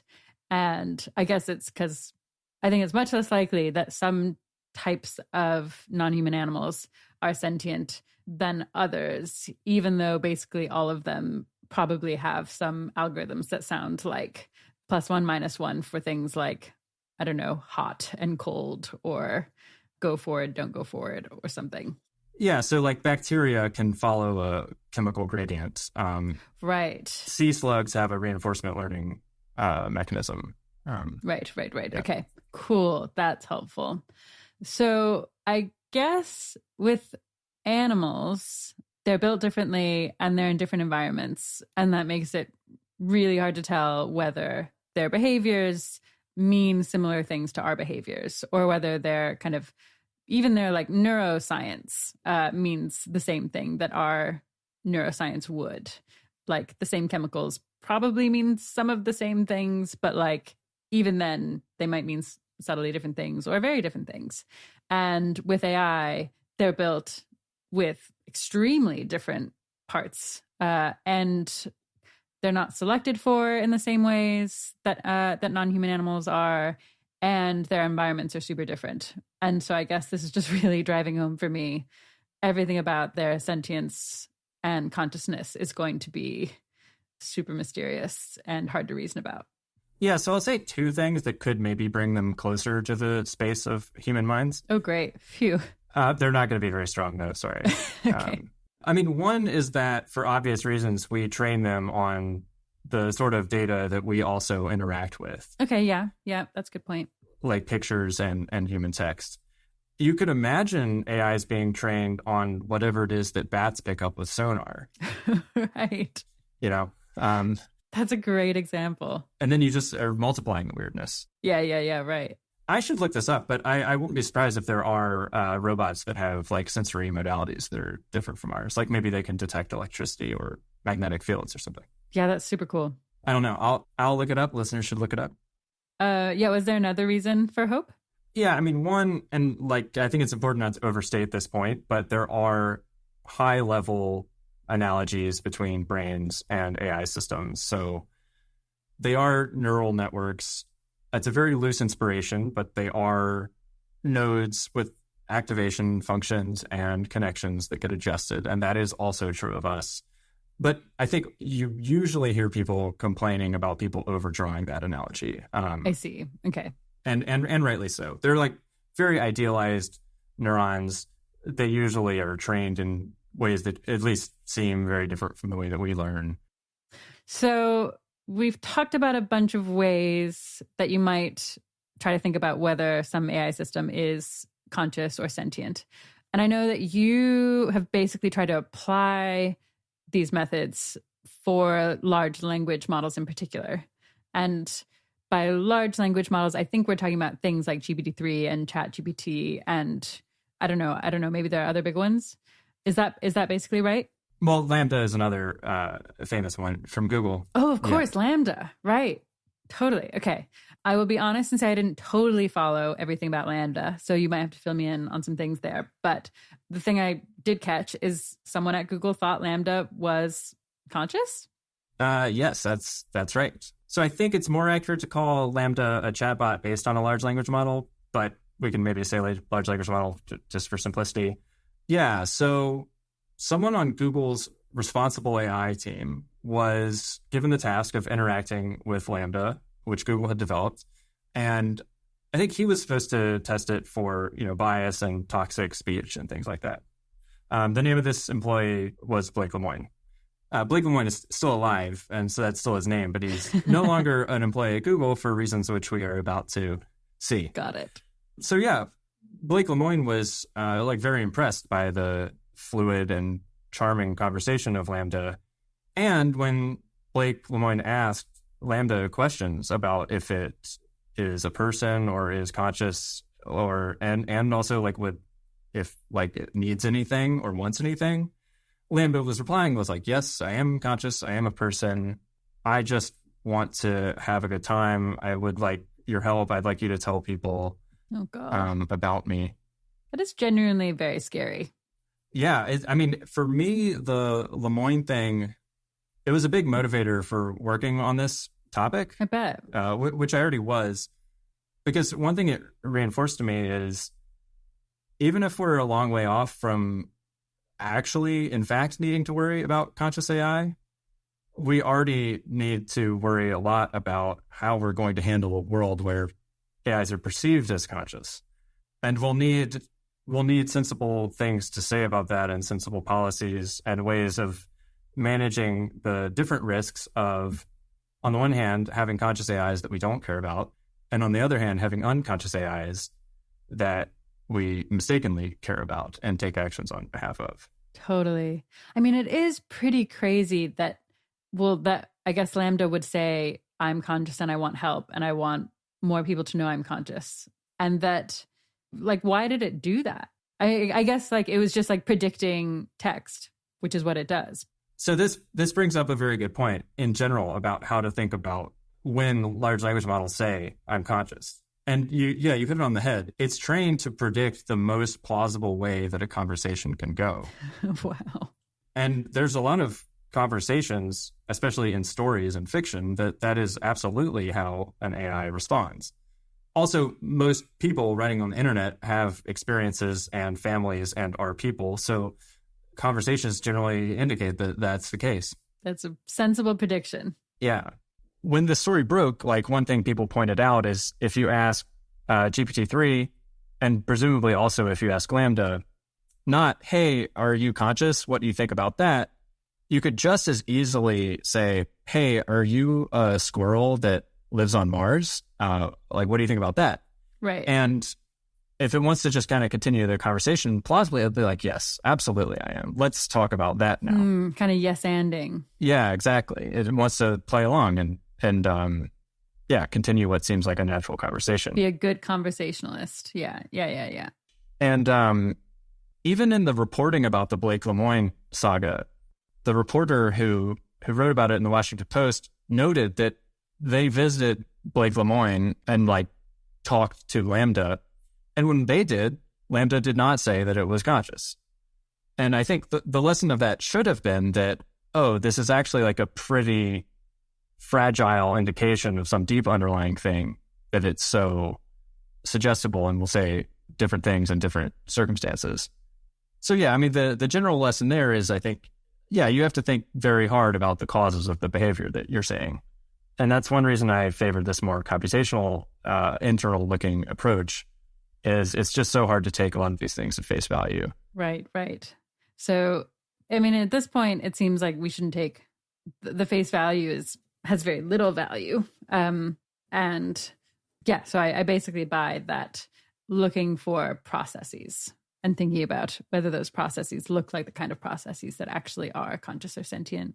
Yeah, makes sense. Are there any counter arguments to that?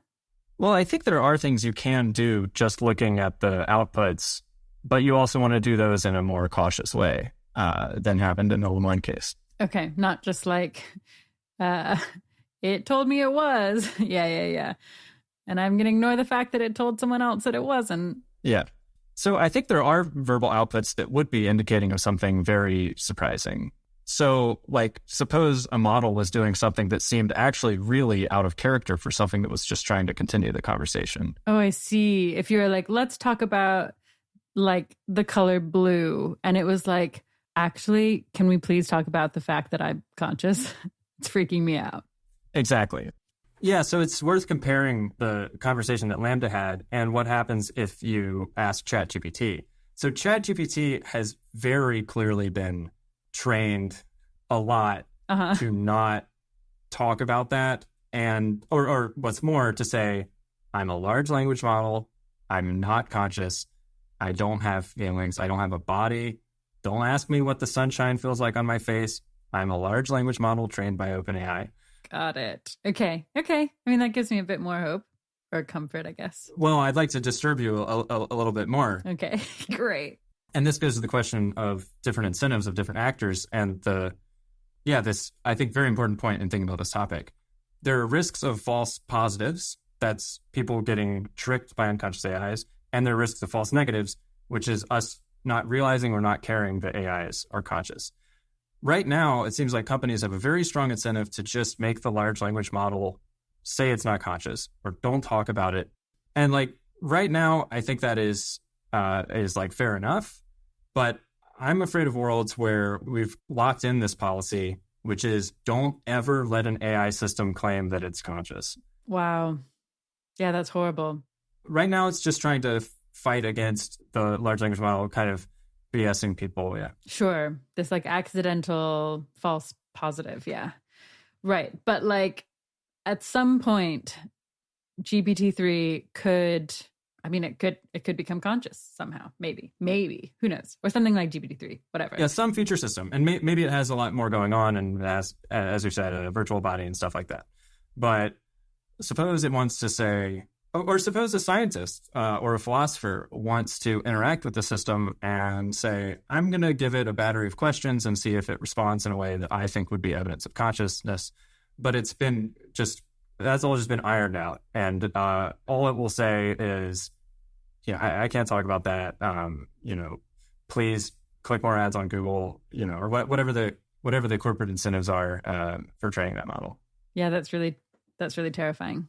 Something that really keeps me up at night, and I do want to make sure is emphasized, is that I think one of the big risks in creating things that seem conscious and are very good at talking about it is that seems like one of the number one tools that a misaligned AI could use to get humans to cooperate with it and side with it. Oh, interesting.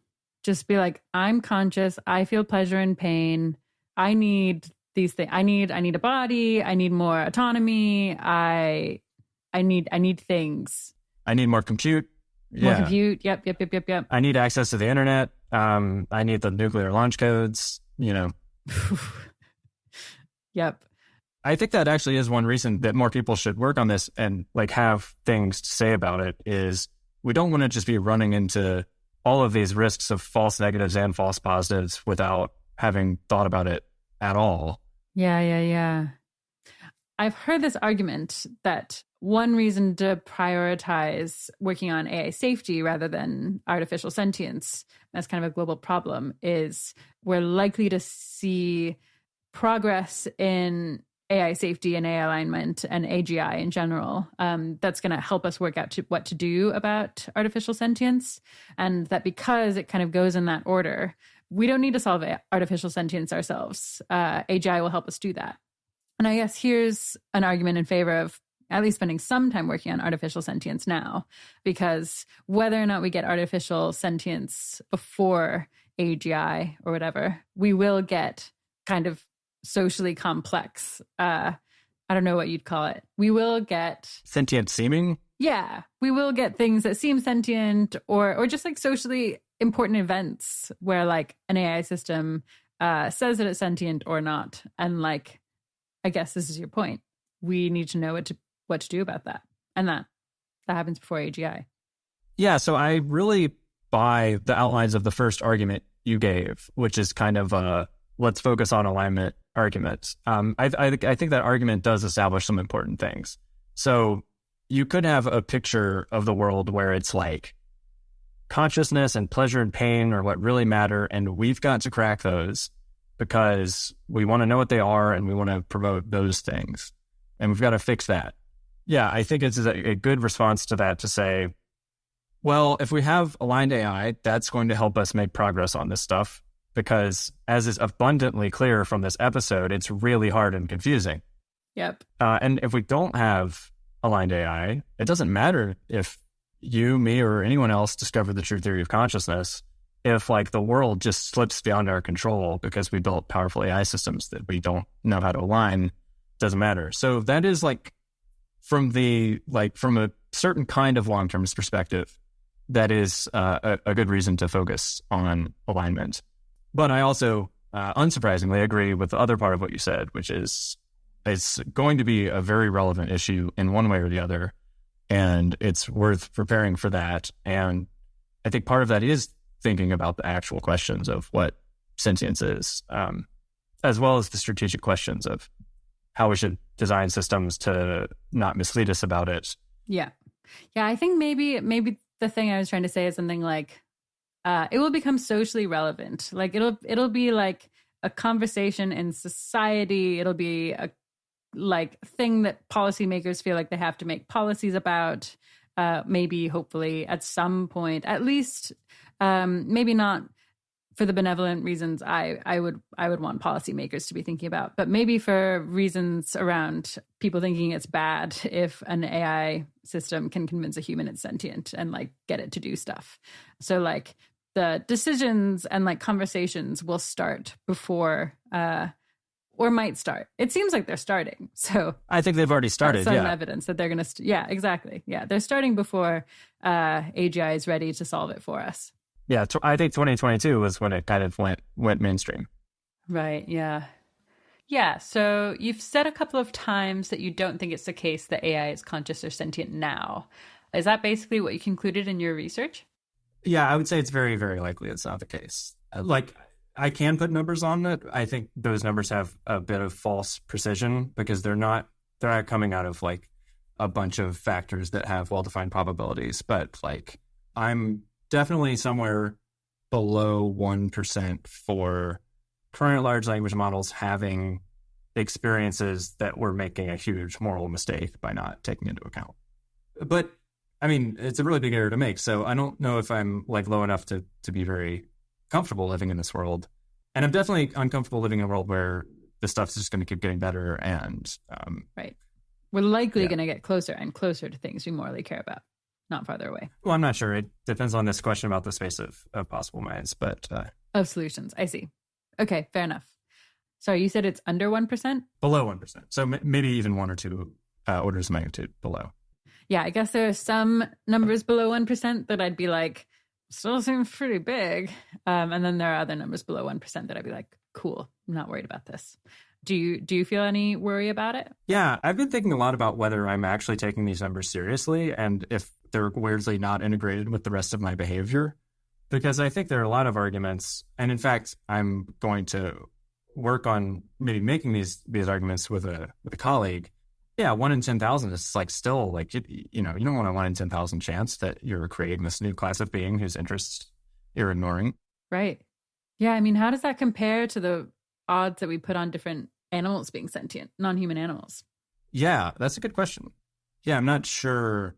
I'd be curious what animal has the lowest chance of being sentient, and yet there's broad consensus among animal welfare people that we should just act as if it is. Right. Yeah, really interesting.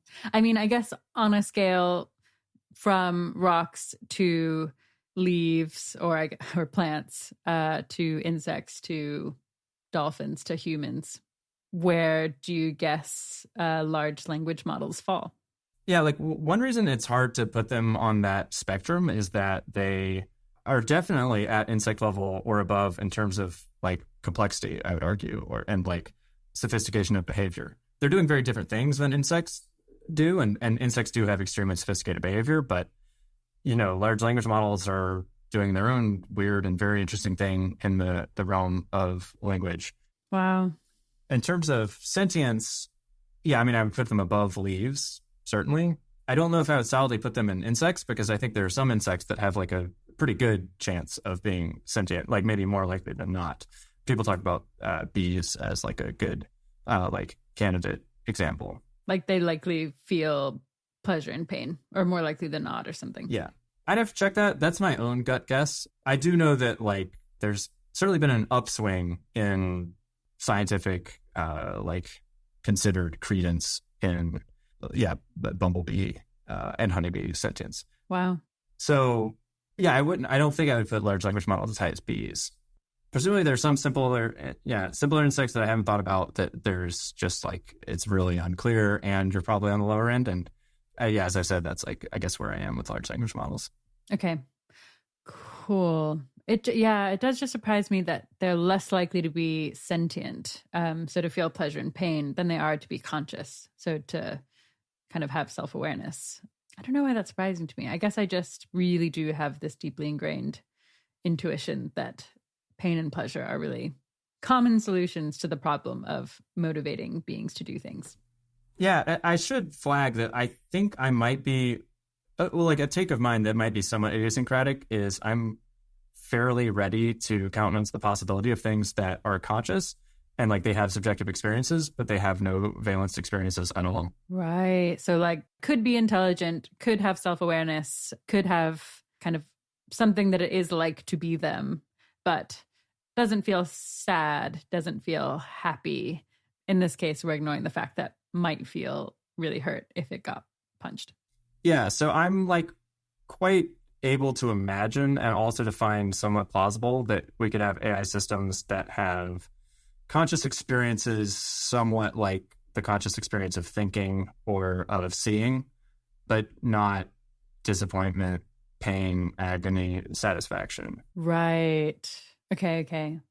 I guess that does make some intuitive sense to me. Like it seems more plausible that something like GPT-3 can think than it does feel plausible that it like feels agony. Yeah. I should say that if it is conscious, that's for one thing, that's already a big warning bell, because then if it starts being able to feel pain, then it's conscious pain. And also some people, not me, but some people will think that consciousness alone is enough to make something the sort of thing that should be taken into moral consideration. Right. Okay. Do you have a view on that? I have a very strong intuition against it, and I can report failing to be convinced by arguments for the consciousness-only view that have been advanced by 80,000 Hours podcast guest David Chongers. Oh, I see. And I think it's also discussed in that episode, too. Oh, nice. Okay, cool. We'll link to that, and we'll leave that conversation there. Okay, so you think it's pretty unlikely that large language models like GPT-3 and LaMDA are conscious or sentient. Yeah, how did you come to that conclusion? So yeah, it's a combination of factors. One is not seeing any close resemblance to the things that I think we have reason to think are associated with consciousness. I don't hold that evidence super strongly because I think there's a lot we don't understand about large language models and also about consciousness. But for example, not obviously having a full functioning global workspace. So that's referring to the global workspace theory of consciousness. It certainly doesn't kind of jump out at you as something that looks a lot like, you know, human cognition in a way that would lead to consciousness in ways that we, you know, have strong evidence for. There's also the fact that it is just this very different kind of being. It answers questions by doing what's called a forward pass. What is that? Yeah, it's like a long chain of computations basically through a trained network. You know, it takes in the input and it gives the output, and everything just kind of flows sequentially through this network. As opposed to what?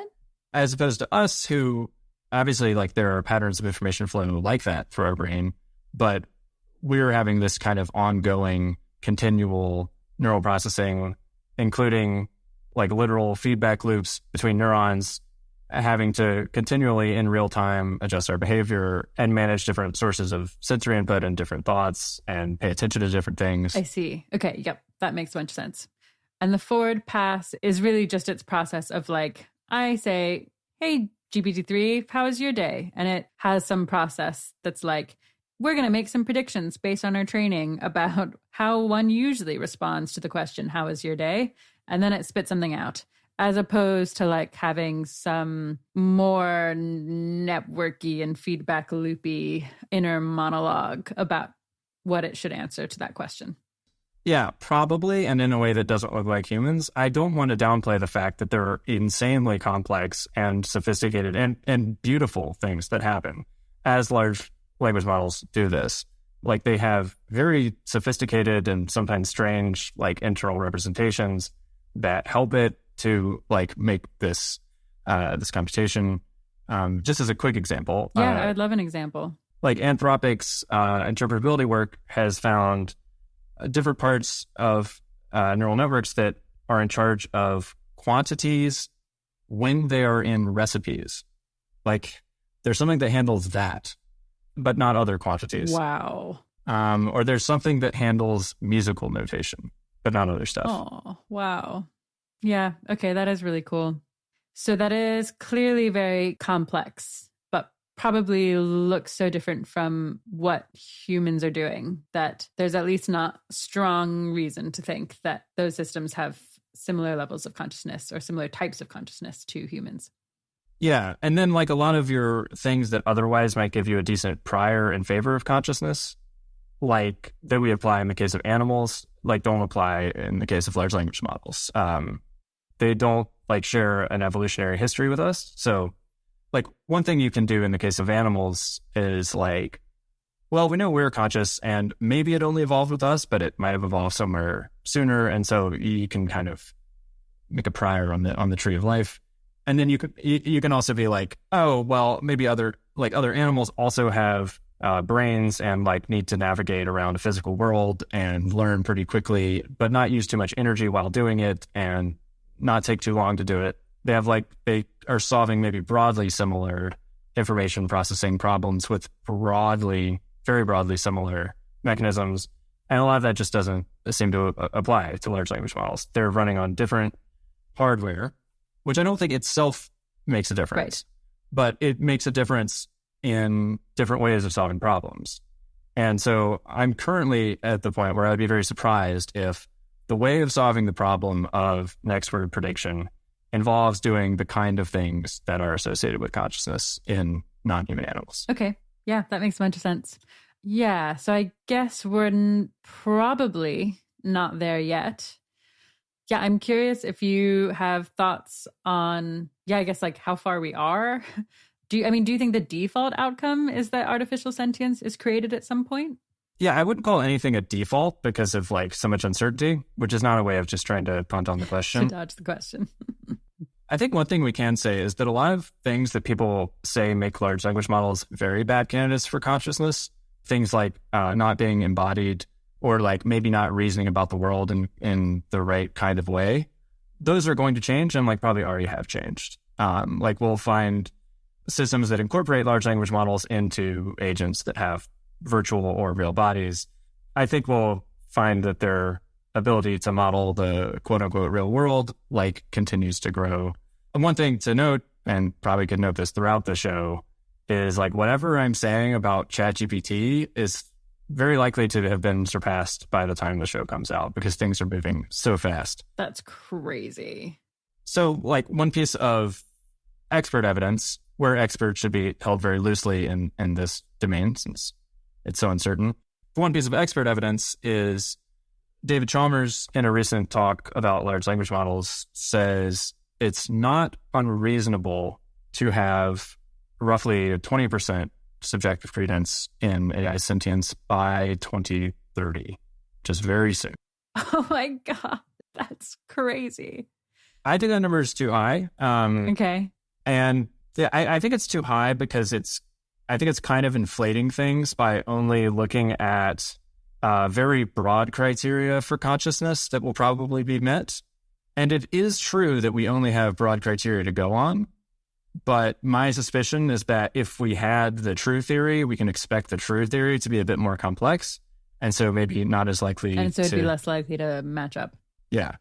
And what's just a quick example of the broad criteria would be something like has stored memory or something and can access that memory. And that's such a broad criteria that, like, yes, you'd see it in many AI systems. But if we knew exactly how accessing that memory worked and how our conscious self relates to those memories, then we'd be less likely to find a thing that looks exactly like that in AI systems. Yeah, you got the general point exactly right. And as it happens, like, accessing memory is not it, but like having a global workspace is an example of like one of the criteria. But I think, in fact, it will be maybe more complex and more idiosyncratic than we now realize to like have a global workspace in the sense that's relevant for consciousness. Okay, so David Chalmers is doing something like, we've got some broad criteria for things that we see or expect to see in beings that are sentient or conscious. And David Chalmers thinks there's a roughly 20% chance that we'll see all of those necessary things in an AI system by 2030. And I guess what you're saying is we should lower that 20% based on something like those criteria are very broad. If we knew the specifics of those criteria a bit better, then or you'd necessarily put the likelihood lower of finding very similar things because they're more specific things. Yeah, that's basically it. I will say a few clarifying things on what the argument is in the Chalmers talk, but listeners should also just check it out because it's great. Sure. I don't think the claim is there's a 20% chance that we'll be hitting all of those criteria. It's more that when you look at the criteria and also factor in uncertainty in various other ways, what you come out with is it's not unreasonable to have a 20% credence. And another interesting feature of the talk is I don't think it's 100% David Chalmers' inside view. I think it's saying if I only rely on kind of consensus, broad criteria, if I had to guess, his personal take is higher because... Really? Well, he has a much higher prior on consciousness in all kinds of things. I see. Okay. In part because he's a panpsychist. Got it. Yeah. Yes, that does make sense. Wow. Fascinating. Okay, so on some views, we get a 20% chance of something like consciousness or sentience by 2030. Maybe it takes longer. What form do you think it's most likely to take? Do you think it's most likely to come from something like machine learning or deep learning or one of those learning things? Or do you think it's more likely that we do something else like make a digital copy of a human brain? Or I don't know, what are some of the other options? Yeah, so whole brain emulation is one more straightforward way of getting something that is based in silicon. Oh, I guess simulations as well. Yeah, yet arguably conscious. Just quickly jumping in to define whole brain emulation. So unlike most AI systems today, which, you could argue are at least somewhat intelligent, but are intelligent in a way that's pretty different from the human brain. They're learning things in a way that's pretty different from the human brain. Whole brain emulation is basically trying to replicate the architecture and the processes of the human brain in software. So getting intelligence in a way that's much more similar to human intelligence. Yeah, I haven't thought as much recently about what the timelines are for whole brain emulation, but my understanding is that it involves all kinds of breakthroughs that you might require very sophisticated AI for. So, oh, I see. Okay. If sophisticated AI is also kind of taking us closer to conscious AI, then a conscious AI would come before whole brain emulation. Yeah, I mean, I I would expect it to be in probably something, deep learning based. Why do I think that? Well, I think it's just kind of at least currently, the best technique and the thing that's driving things forward, and things like affiliated with it and combined with it. And I think it's also just more likely that you'll get the right sort of computations in a very big and complex system. Not because consciousness is necessarily very complex, but it's just giving you a broader space of mechanisms and things to be hitting on the right thing. Yeah. Okay. Yeah, that makes sense. We're getting to the end of this interview. Thank you again, Rob, for taking so much time to chat with me about this stuff. One final question. What are you most excited about possibly happening over your lifetime?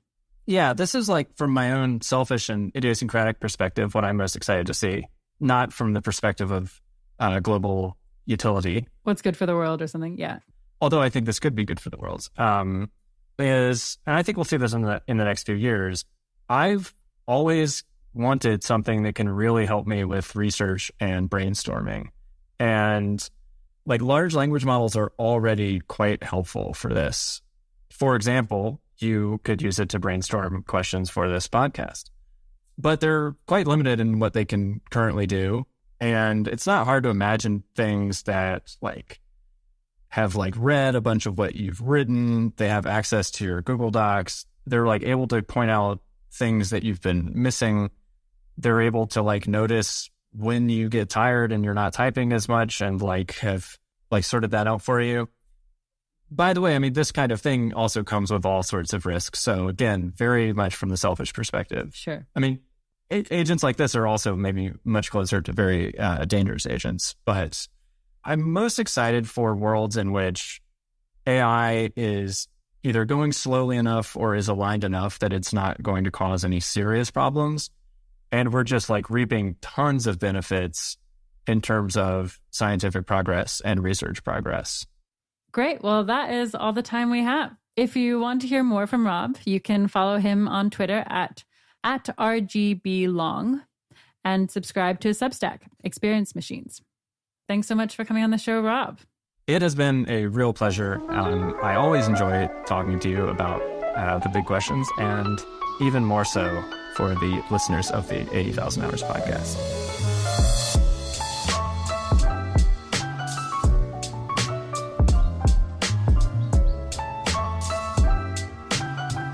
If you'd like to hear more of Louisa and Rob, and if you're still listening this far in, why wouldn't you? Their conversation continues over on the 80K After Hours feed, where they discuss how to make independent research positions more fun and motivating, speaking from their personal experiences. You can get that by clicking the link in the show notes or bringing up the 80K After Hours podcast feed in any podcasting app. You can find that by searching for 80K After Hours. That's the number 8, the number 0, the letter K, and After Hours. There, you'll also find plenty of other interviews related to doing good with your life and career. So if you like this podcast, you would be a bit crazy not to check out that other very related one as well.